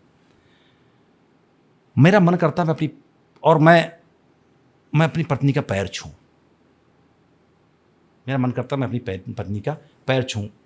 उसके पैरों में शक्ति है, उसका पैर छूने का मन करता है। मेरी बेटी का तो मैं पैर छूता ही हूं, अपनी माँ का तो छूता हूं, लेकिन पत्नी का ही पैर छूने का मन करता है, क्योंकि जैसी जिसकी पत्नी जो इतनी धर्म को अनुयायी हो, धर्म को मानने वाली हो। अच्छा ये बताइए, धर्म को न माने होते रानी सती, रानी हाड़ी, पद्मावती, जिनके देश उनको पूजता है, देश उनको पूजता है। रानी पद्मावती के बारे में आप देखिएगा, आप क्या थी वो, एक आक्रांता उनके यहाँ हमला कर देता है और उनकी राख नहीं पाता वो। हाँ, आप समझिएगा, देखा है मैंने। मैं अपनी पत्नी को एक छत्राणी की तरह देखता हूं। अब मेरी पत्नी, धर्म अनुयायी पत्नी जो है, जिसने लड़ गई, खूब लड़ी मर्दानी हो, तो बीरेंद्र सिंह तोमर की रानी थी, मैं तो ये कहता हूं। समझ रहे हैं? तो बीरेंद्र, उसके अंदर वो शक्ति कहां से आई? वो शक्ति धर्म से आई, वो शक्ति पूजा से आई, वो शक्ति ध्यान साधना से आई। और ये साधना आज की थोड़ी है। आदमी सोचे कि हम कल बैठकर साधना कर लें और कल परसों हमारे शक्ति आ जाए। ये देखिए, संघर्ष, चुनौतियां आपके जीवन में आएंगी, लेकिन उससे लड़कर निकल जाना, इसे कहते हैं ईश्वर की कृपा। आज आपके सामने बैठे हैं, पूरा परिवार बैठा, पूरा परिवार आनंदित है और आनंदित रहेगा। हनुमान जी की कृपा है, बाल बांका नहीं होगा, क्योंकि हनुमान जी साक्षात झंडा लेकर बैठे हैं, ध्वजा लेकर बैठे हैं। जो आक्रांता आएगा उसका वध करेंगे, वो हनुमान जी करेंगे, उसका नरसंहार करेंगे, वो हनुमान जी करेंगे। तो ऐसी पत्नी का मेरे जीवन में होना, मैंने आपको जैसे कहा कि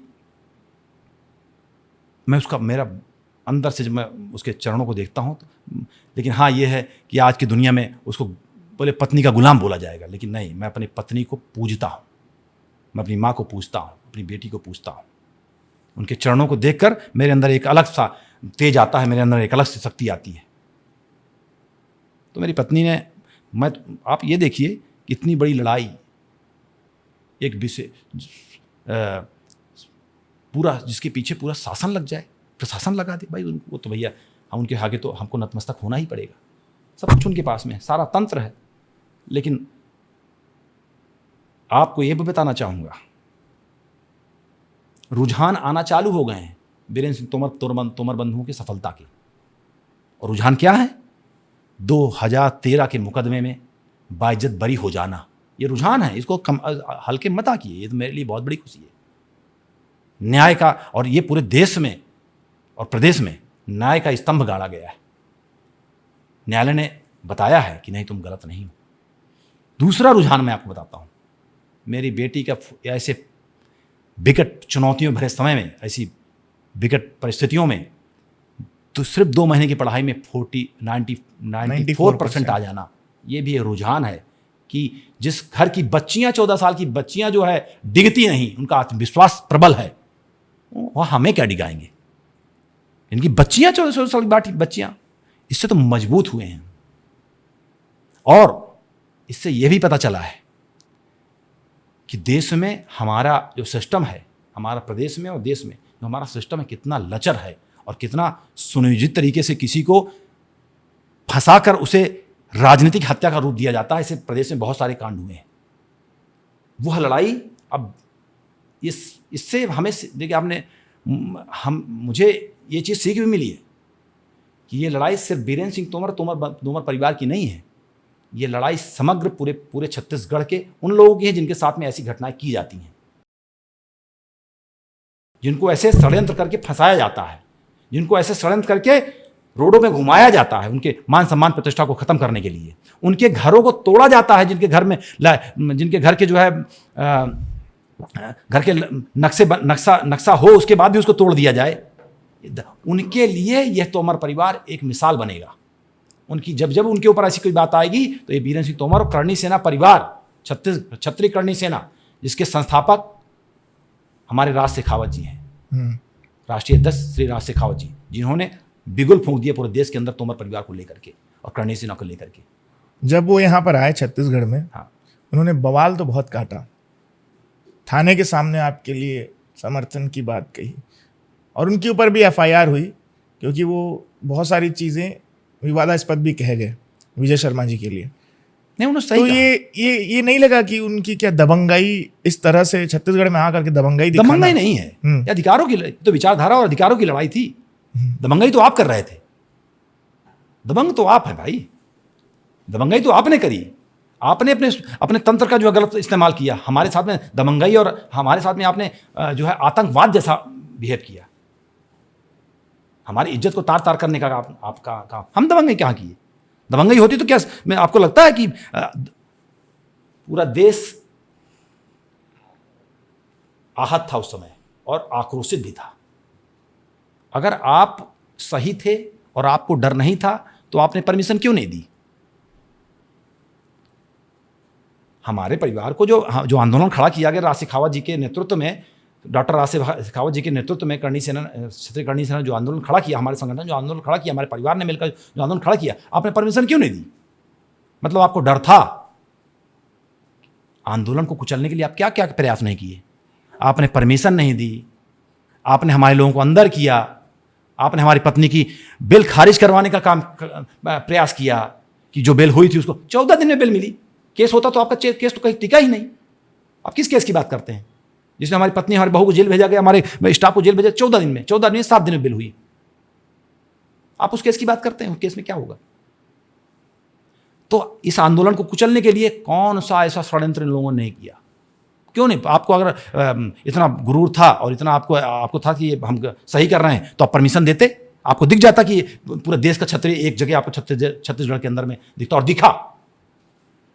मीडिया कुछ भी दिखाए, हम जानते हैं कि हजारों की संख्या में जो बाहर आउटर में जो है आपने फोर्स लगा करके जो हमारे लोगों को रोका, वो दर्शाता है कि आप कहीं ना कहीं आपको पता चल गया था कि आपने गलत कर दिया है। अब इसको कैसे संभाला जाए, तो आप संभालने का प्रयास कर रहे थे, कुछ बचा नहीं था। अगर आपके पास में जो है और हमारे खिलाफ में कुछ मिलता तो आप हमको छोड़ते? आपने तो हमारे खिलाफ हत्या की साजिश हमारे खिलाफ में रची ही ली थी। इन सब के बीच में जब आप जेल में थे तो जेल में आपका पहला दिन कैसा था, पहली रात कैसी थी?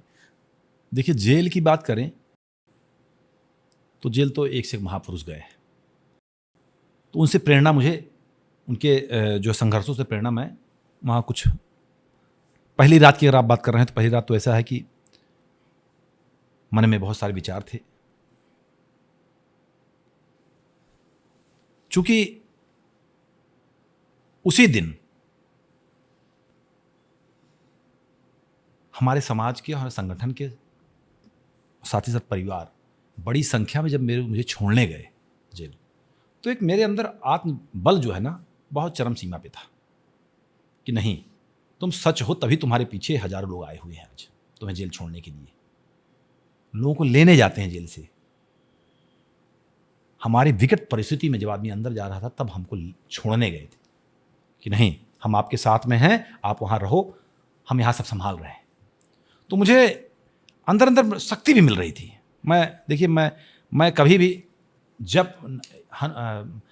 ईश्वर को जपना नहीं भूला। मैं वो शक्ति मुझे उस रात को भी मिलती रही, बड़ी गहरी नींद, और उस नींद में मेरी जीत का जश्न वो चल रहा था। हाँ, लेकिन जो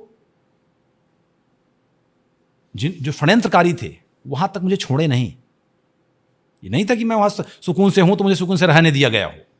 बर्ताव कैसा था वहां पर? निश्चित रूप से कि इनको सोने ना दिया जाए, इनको जो है अच्छे से खाने ना दिया जाए, इनको अच्छे बैरक में ना रखा जाए, इनके साथ में वो हो, ये शांति से ना रहने पाए, क्योंकि इसकी हेकड़ी निकाल देनी, ये राजनीति का राह ना जानने पाए, ये राजनीति भूल जाना चाहिए। राजनीति करने आया था, जो कि मैं राजनीतिक व्यक्ति नहीं था, मैं एक सामाजिक व्यक्ति था।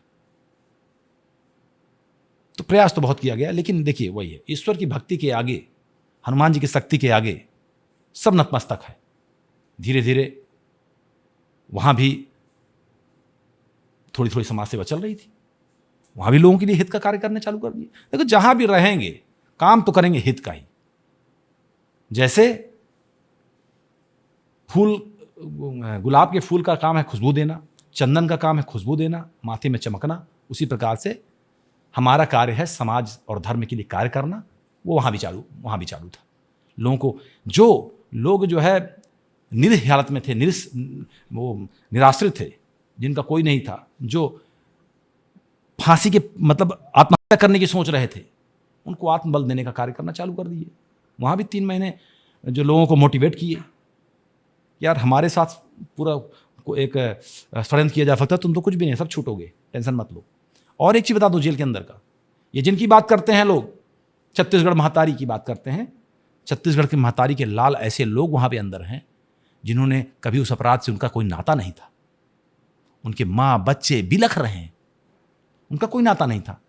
वो तो एक्सीडेंटल शिकार हैं, अपराध ही नहीं है। छत्तीसगढ़ में अपराध नहीं है। अब वो लोग कहेंगे अपराध नहीं, तो तुम अपराध बढ़ा दिए आकर के। अपराध हमने न बढ़ाया, ना छत्तीसगढ़ में अपराध था। आज जो है राजनीति करके अपराध को बढ़ाया जा रहा है। तो वहां भी हम बहुत सारे लोगों को मैंने वहां से छुड़वाया, निकले तो जिनका पट्टा नहीं लगाने का वो था।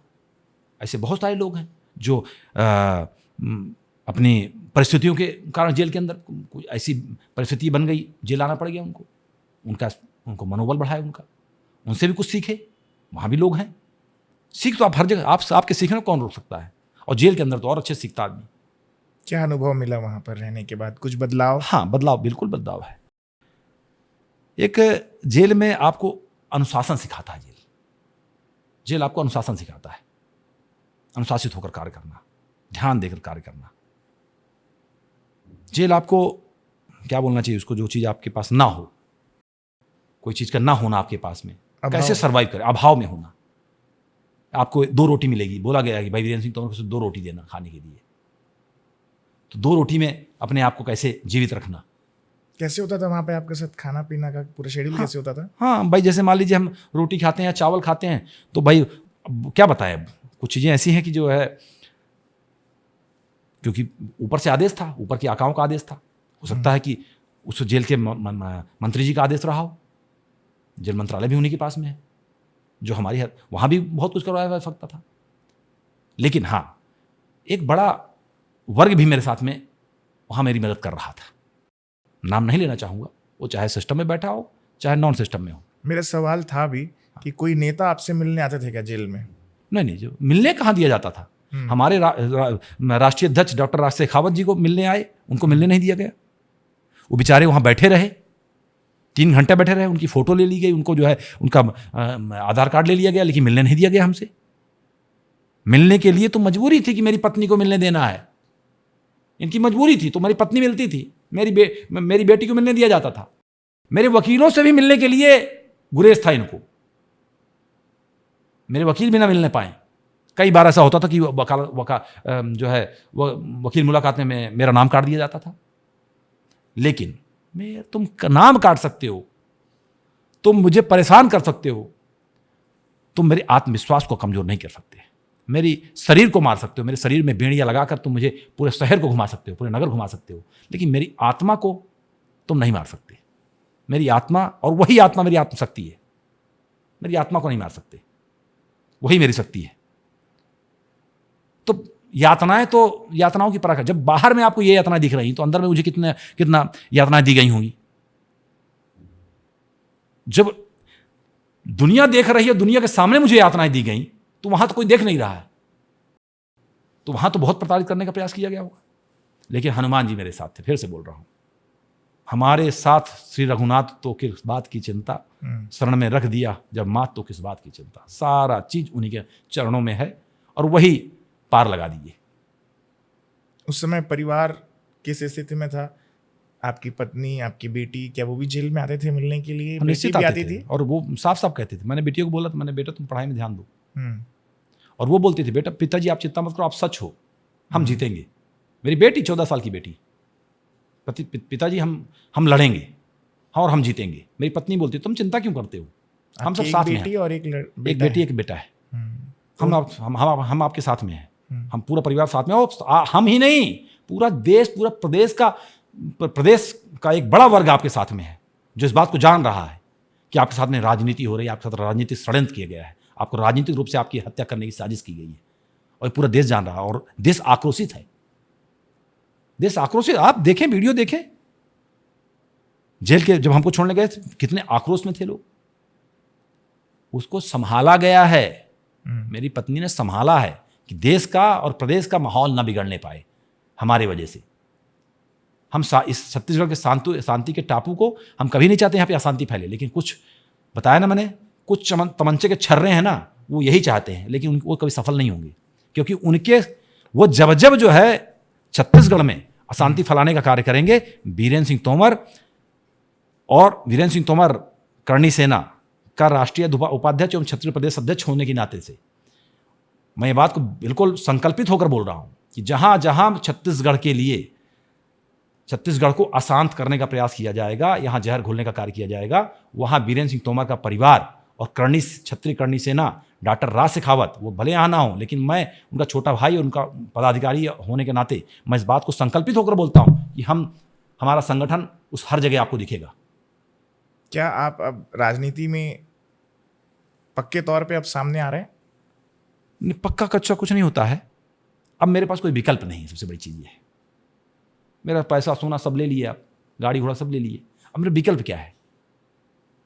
अब कोई विकल्प नहीं दिख रहा है, तो जो विकल्प सामने आएगा उसी विकल्प में आगे बढ़ जाएंगे। अब वो कुछ भी हो सकता है। हाँ, ये है, इस चुनौती भरे समय में, इस संघर्ष से एक चीज सीखने को मिली। जब मैं अपने आप को राजनीति से दूर करने, मुझे कई बार प्रयास किया गया कि आप इस पार्टी में, हमारे पार्टी में आइए। मैं अपने आप को काबिल नहीं समझता, हो सकता है, या हो सकता है मैं उस दलदल में नहीं जाना चाहता था। उस दलदल का शिकार मुझे होना पड़ गया। अब ये हो गया है कि उस दलदल में नहीं जाओगे तो बाकी लोग, जो करोड़ों की संख्या है, लाखों की संख्या लोग हैं जिनको इस तरह से राजनीतिक हत्या उनकी की जा रही है, जिनके साथ मान सम्मान प्रतिष्ठा के साथ खेला जा रहा है, बहन बेटियों के साथ अनाचार किया जा रहा है, आपका शासन प्रशासन अनाचार करता है। आप एक दरिंदे को दरिंदगी तो दिखाते हो, लेकिन जो आपके सिस्टम में बैठे हुए दरिंदे हैं उनको कौन दिखाएगा? उनको बेनकाब करणी सेना और हम सब मिलकर करेंगे। और जनता सब जानती है, मैं फिर से बोल रहा हूं, जनता को तो जो है बताना है कि फलाना यहां है और फलाना ये कर रहा है। कोई पार्टी से ऑफर आया? बिल्कुल आते हैं, बिल्कुल आते हैं, आइए। अभी ऐसी कोई सोच नहीं रखे हैं, देखते हैं सामने विकल्प जो रहेगा उससे देखते हैं, जहां पे हमारी विचारधारा भी मिलनी चाहिए। भाई, जो व्यक्ति प्रदेश, समाज, धर्म के लिए जिस विचारधारा अच्छी होगी, व्यवस्थित होगी, विचार किया जाएगा उसमें। रायपुर में ये चर्चा है कि मिरर छत्तीसगढ़ ने बार बार आपको दिखाया, पीछे पड़ गई थे वो आपके। कौन है ये? है कौन? मैं पत्रकारों को जानता हूं। मुझे नहीं लगता कि आप एक पत्रकार हैं और उसको ऐसे कभी इन्फ्लुएंसर लोगों को आप पत्रकार मानते होंगे। तो पत्रकारों की आप मुझसे बात करिए। जो पत्रकार हैं, पत्रकारों को मैं बहुत सम्मान करता हूं। पत्रकार, क्योंकि वही एक आधारशिला है, जब हम हमारी हो चाहे किसी की सच्चाई दिखाने का पत्रकार ही कार्य करता है। तो मैं उसको पत्रकार नहीं मानता, इसलिए उसके बारे में मैं कुछ बोलना नहीं चाहूँगा।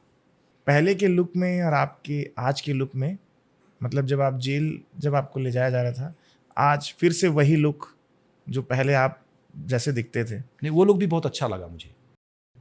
उस लुक को लोग फॉलो कर रहे हैं। मुझे तो मन करता कभी बनियान फाड़ूं और पहुंच जाऊं फिर से। हाँ, अरे वो तो क्या है, सब नंगे आए हैं, हमारे तो बनियान थी। प्रयास खूब किया गया, कौन नंगा नहीं आया? सारी दुनिया नंगी है। ये चोला पहन लेने से कपड़ा नहीं कहलाता, आप अंदर से क्या हो ये महत्वपूर्ण है। मैं अंदर से सच हूं, सच्चा हूं, मैं इस बात को जानता हूं, मेरी सोच अच्छी है, मेरी विचारधारा अच्छी है, और मैं उस विचारधारा को लेकर आगे बढ़ने वाला हूं।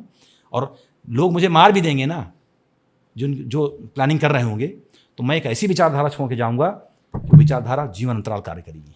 जीवन में आदमी, हर व्यक्ति जब जिंदा आता है दुनिया में तो मरने के लिए ही आता है, उसका जन्म ही मरने के लिए होता है। कुछ लोग जल्दी मर जाते हैं और कुछ लोग, हम तो सिर्फ जो है कुछ ऐसा करके जाना है, और मर करते बने तो भी स्वीकार है। आज जो है हमने पूरे देश, प्रदेश और देश में गली गली, मोहल्ले मोहल्ले, गांव गांव, ढाड़ी ढाड़ी हमने दौरे किए 18 सालों के उसमें कार्यकाल में, जो हम संगठन में आए तो। लेकिन उसका प्रतिफल हमको मिला,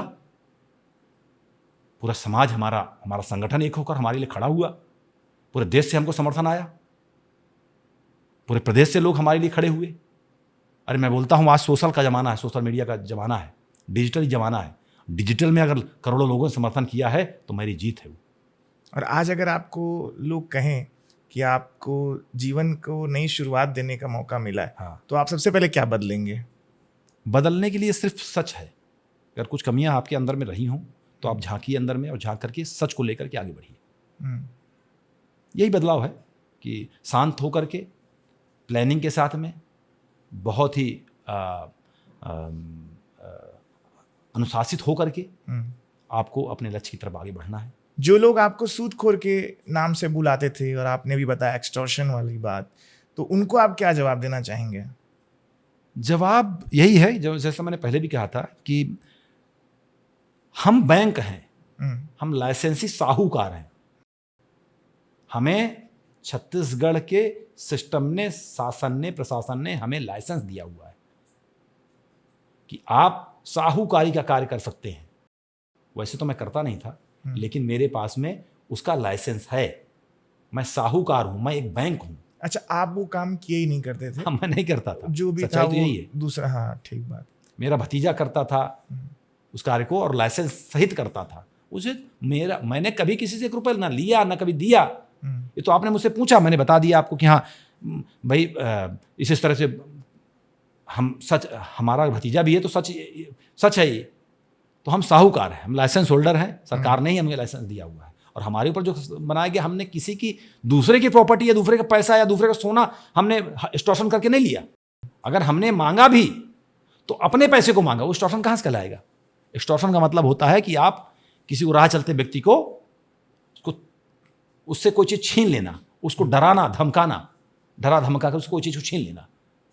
ये भी तो आरोप लगे थे, डरा धमका करके छीनना लेना। तो है कहाँ वो आरोप, सिद्ध कहाँ हुए? एक भी वीडियो दे ना वीरेंद्र सिंह तोमर का, एक भी ऑडियो दे दे वीरेंद्र सिंह तोमर का, कोई एक भी ऑडियो वीडियो नहीं मिलेगा आपको। और मुख्य तौर पर आप ये काम किए ही नहीं करते थे, तो ये कभी नहीं, कभी नहीं। हाँ, ये है, ये मेरे पिताजी का कार्य था, ये आज का कार्य नहीं था, मेरे पिताजी का कार्य था, बहुत छोटे स्तर पे चलता था। आज जो है कहीं ना कहीं एक साहूकारी लाइसेंस लेकर के धीरे धीरे काम जो है। अरे भाई ये बताइए, किसी की बहन बेटी की शादी हो रही है, अब मैं उन चीज़ों को गिनाऊंगा ना तो लोग बोलेंगे कि अपनी चीज़ों को छिपा रहे हैं। किसी बहन बेटी की शादी हो रही है, किसी का घर बन रहा है, छत ढालनी है, कहाँ से पैसा लेता है आदमी? बैंक जाता है। और जब बैंक से आपको पैसे नहीं मिलते तो आप हमारे पास आते हो, आप हमसे पैसे लेके जाते हो, और पैसे ले जाने के बाद में जब आपका काम हो जाता है तो आप हमें, आपके अंदर बेईमानी आ जाती है। ये तो जग जाहिर चीज़ें हैं कि कोई भी आम इंसान किसी को 10,000 रुपये दे करके 1 महीना रुक जाए कि भाई हम 10,000 रुपये दे रहे हैं आपको और हमको 1 महीना देना, वापस आ जाए बोलिएगा। ये आपके साथ भी हुआ होगा। जिनको नहीं देना है वो आरोप लगा रहे हैं। सबसे बड़ी मूल इसका ये है कि केस कुछ नहीं, बवाल खूब काटा लोगों ने, और कटवाया लोगों ने जानबूझ करके, सुनियोजित तरीके से कि भाई। और अच्छा ये बताइए कि अगर हम और कुछ गलत होते, हमारे यहाँ कौन सी ऐसी गलत चीज़ मिल गई? पूरे बंगले को इन्होंने 16 घंटे छाना, छनवाया गया बंगले में, और क्या मिला? पैसा, सोना, हमारी प्रॉपर्टी के पेपर, हमारी गाड़ी चोरी की थी क्या वो? या वो इनकम टैक्स के दायरे में नहीं आते? इनकम टैक्स वालों को तो कोई नोटिस नहीं आया, सब इनकम टैक्स के दायरे में आते हैं। तो गलत क्या मिला तुमको? फिर उसके बाद प्लानिंग की गई, अरे यार ये तो गलत मिला नहीं कुछ, तो बोले बुलाओ लोगों को। मैं आपको एक वाकया बताऊं, वाकया नहीं, ये उसी समय की बात है जब मैं यहाँ छत्तीसगढ़ से मैं जा रहा था, उसी रात की बात बता रहा हूं। मेरे ही फोन में 93000088 नंबर पे, मेरे ही फोन पर योगेश कश्यप का फोन आता है, बोलना नहीं चाहिए, हाँ, फोन आता है कि कौन बोल रहे हो? मैंने फोन उठा लिया, मैं देख रहा हूं कि ये वहां का फोन है, मैंने फोन उठा लिया। मैंने कहा कौन बताए हो? बोले वीरेंद्र सिंह तोमर को जानते हो? मैंने कहा हाँ। बोले तुम दिनेश पटेल बोल रहे हो ना? मैंने कहा हाँ। बोले उनको जानते हो? बोले हाँ, उनके ऊपर केस करना है तुमको, आ जाओ। कहा? बोले मैं तो जगदलपुर रहता हूं। मैंने कहा मैं कल तक आ जाओ, तुम छोड़ना नहीं है उसको, तुम भी आ जाओ, तुम भी अपना बदला ले लो। तो इस तरह जब मुझे ही फोन करके, उनको अपना मालूम नहीं कि किसको फोन लगा रहे हैं, इतने भड़बड़ाए थे वो, मुझे ही फोन लगा करके जो है कहां फोन लगाएं। तो इस तरह से प्लानिंग की गई, लोगों को बुलाया गया। अरे मैं आपको और बता दूं, एक साहू जी हैं, उनकी एक जमीन थी, मेरे भतीजे ने ली थी, रजिस्ट्री हो गई, पैसे दे दिए गए, उनको बुलाया गया क्योंकि रजिस्ट्री मिल गई थी। कोई भी ऐसा पेपर नहीं मिला जो 2 नंबर के काम को दर्शाता हो या गलत काम को दर्शाता हो मेरे पूरे बंगले में।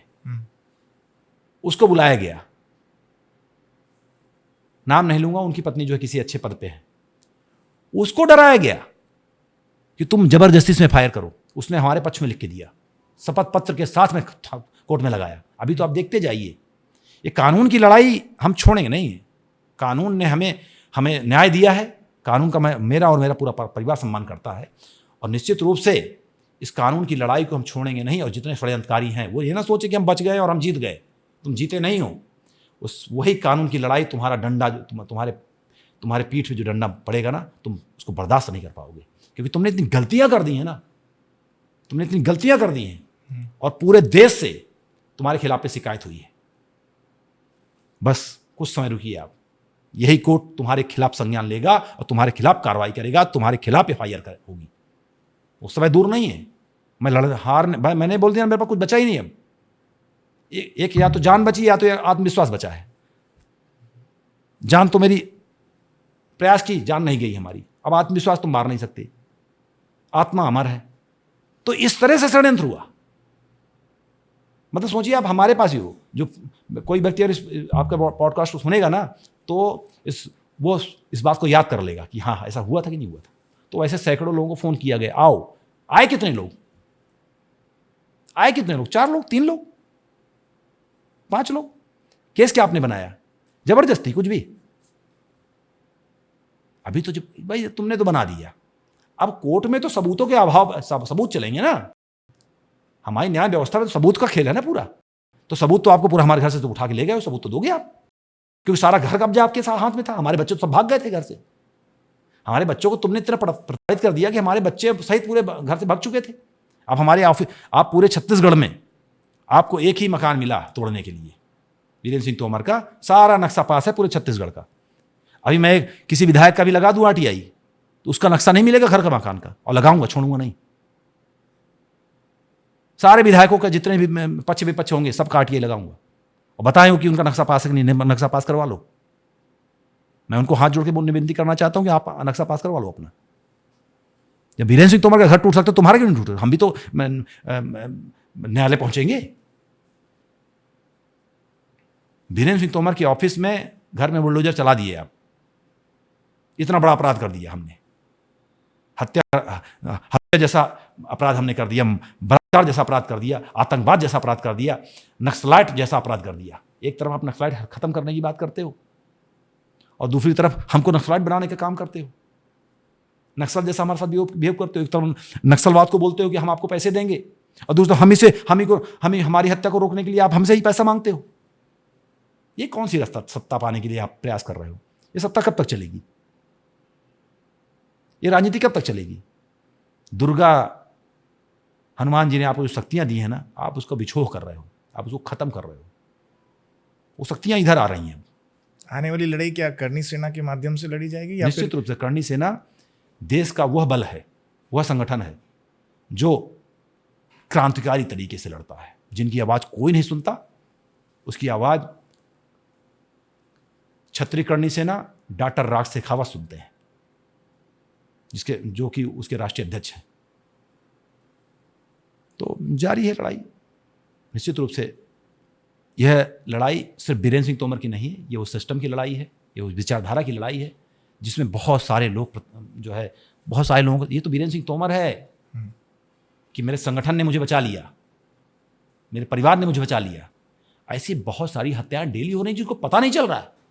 राजनीतिक हत्याएं डेली हो रही हैं। एक युवा आगे बढ़ना चाहता है, उसकी हत्या कर दी जा रही है, उसको किसी न किसी गलत कैसे फंसा दिया जा रहा है। जहां देखा किसी ने कि ये आगे निकल जाएगा, आपके विधानसभा, आपके सांसदीय क्षेत्र, आपके पार्षदीय क्षेत्र में कोई नया तैयार हुआ, तुरंत उसके ऊपर निगाह हो जाती है उसकी, अरे ये कैसे उड़ रहा है, ये कैसे धर्म का कार्य करने लग गया। अगर धर्म के कार्य में उसके 1 लाख वोट हैं और उसमें सेंध आपने लगा दी 10,000 वोट की, तो या तो आप चरण बंधन करते रहिए उनका, तो आप बचे रहोगे। अन्यथा जैसे ही आपने कुनबा अपना बढ़ाया 10,000 वोट, 1 लाख में 1 लाख से 10,000 वोट आपने खींचा, तुरंत आपके ऊपर निगाह गलत हो जाएगी और मौका पड़ते ही आपको हमला किया जाएगा और आपका षड्यंत्र तरीके से आपको जेल में डाल दिया जाएगा और आपके परिवार को निस्तनाबूद करने का प्रयास किया जाएगा, आपके मकान को तोड़ दिया जाएगा, आपकी पत्नी को जेल में डाल दिया जाएगा, आपके बच्चों को जेल में डाल दिया जाएगा, आपकी माँ को जेल में डाल दिया जाएगा, आपकी बहू को जेल में डाल, आपकी इज्जत को तार तार कर दिया जाएगा। ये राजनीति का स्तर आप देख रहे हैं। मैं अपने खानदान का नाम नहीं लेना चाहूँ, मेरा पूरा खानदान राजनीति करता है, लेकिन ये राजनीति का स्तर हमने, हमारे पूरे परिवार ने कभी नहीं किया कि किसी की राजनीतिक हत्या करके हम राजनीति में आगे निकल जाएं। संभव नहीं है, संभव नहीं है। आप तो सबको अपने साथ समग्र रूप से लेकर के प्रेम व्यवहार और बहुत ही व्यवस्थित तरीके से आप राजनीति में सफल हो सकते हो। और मेरी सोच वही है, मैं न किसी को वो दृष्टि डाल करके राजनीति करनी है। हाँ, ये है विचारधारा की लड़ाई है, आत्मविश्वास प्रबल है, आगे बढ़ेंगे, जीत हमारी होगी और जीत में फिर गिरेंगे, फिर उठेंगे, फिर लड़ेंगे। अब तो बताऊं मैं आपको, अब तो मेरे परिवार में, मैं सिर्फ अपने परिवार की बात करूं, छोटा परिवार जो हमारा 9 लोगों का परिवार है, 9 लोग में हमारे 9 लोग से बड़ा परिवार है। हनुमान जी हैं हमारे परिवार के हिस्सा, कृष्ण जी हमारे परिवार का हिस्सा, राम जी हमारे परिवार का हिस्सा, मतलब हम उनके परिवार का हिस्सा है। अब तो 9 लोगों का जो हमारा परिवार है ना, वो बहुत मजबूत हो चुका है। ये दर्शाता है कि मेरी बेटी जो है ना, 14 साल की उम्र में, उसकी आत्मशक्ति को देखिए आप।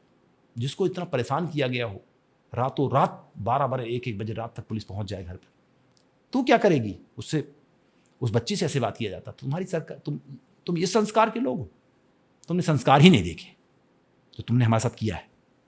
वो बच्ची कहीं ना कहीं अपने परिवार का नाम, अपने स्कूल का नाम और अपने प्रदेश का नाम सुनहरे अक्षरों में अंकित करा रही है। तो निश्चित रूप से हमारा परिवार तैयार है हर लड़ाई को लड़ने के लिए, हर व्यक्ति को जवाब देने के लिए, पीछे नहीं है।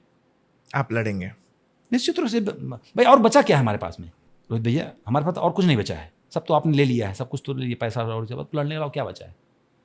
लगे हैं जहाँ जहाँ जैसे जैसे ईश्वर कृपा करता जाएगा, हनुमान जी कृपा। बस मेरे पास एक चीज है, आत्मविश्वास और धर्म की शक्ति, हनुमान जी का चरण, हनुमान जी की ध्वजा, बस। हाँ, तो ये थे तोमर बंधु के बड़े भाई, यानी कि तोमर बंधुओं में से बड़े भाई वीरेंद्र सिंह तोमर, जो कि जेल से छूट करके आए हैं और पहला पॉडकास्ट हमारे साथ उन्होंने दिया है। हम ये नहीं जानते कि लोग क्या सोचते हैं, उनका परसेप्शन क्या होगा, कौन सही है कौन गलत है, ये सब विषय बात के हैं। लेकिन मैं अपने ऑडियंस को यही कहूँगा कि पॉडकास्ट को आप लाइक करें और इस पर अगर आप कमेंट करना चाहें तो कमेंट सेक्शन में ज़ोरों शोरों से कमेंट भी करें। और जैसा कि मैं हमेशा कहता हूँ कि आपको कौन सा गेस्ट यहाँ पर चाहिए द पीएस शो में, उसके लिए भी आप कमेंट सेक्शन में कमेंट करके बता सकते हैं। थैंक यू, धन्यवाद। बहुत बहुत धन्यवाद। आपको बहुत शुभकामनाएं हैं, आपकी संस्था आगे बढ़े, यही उम्मीद करता हूँ। दिल से धन्यवाद।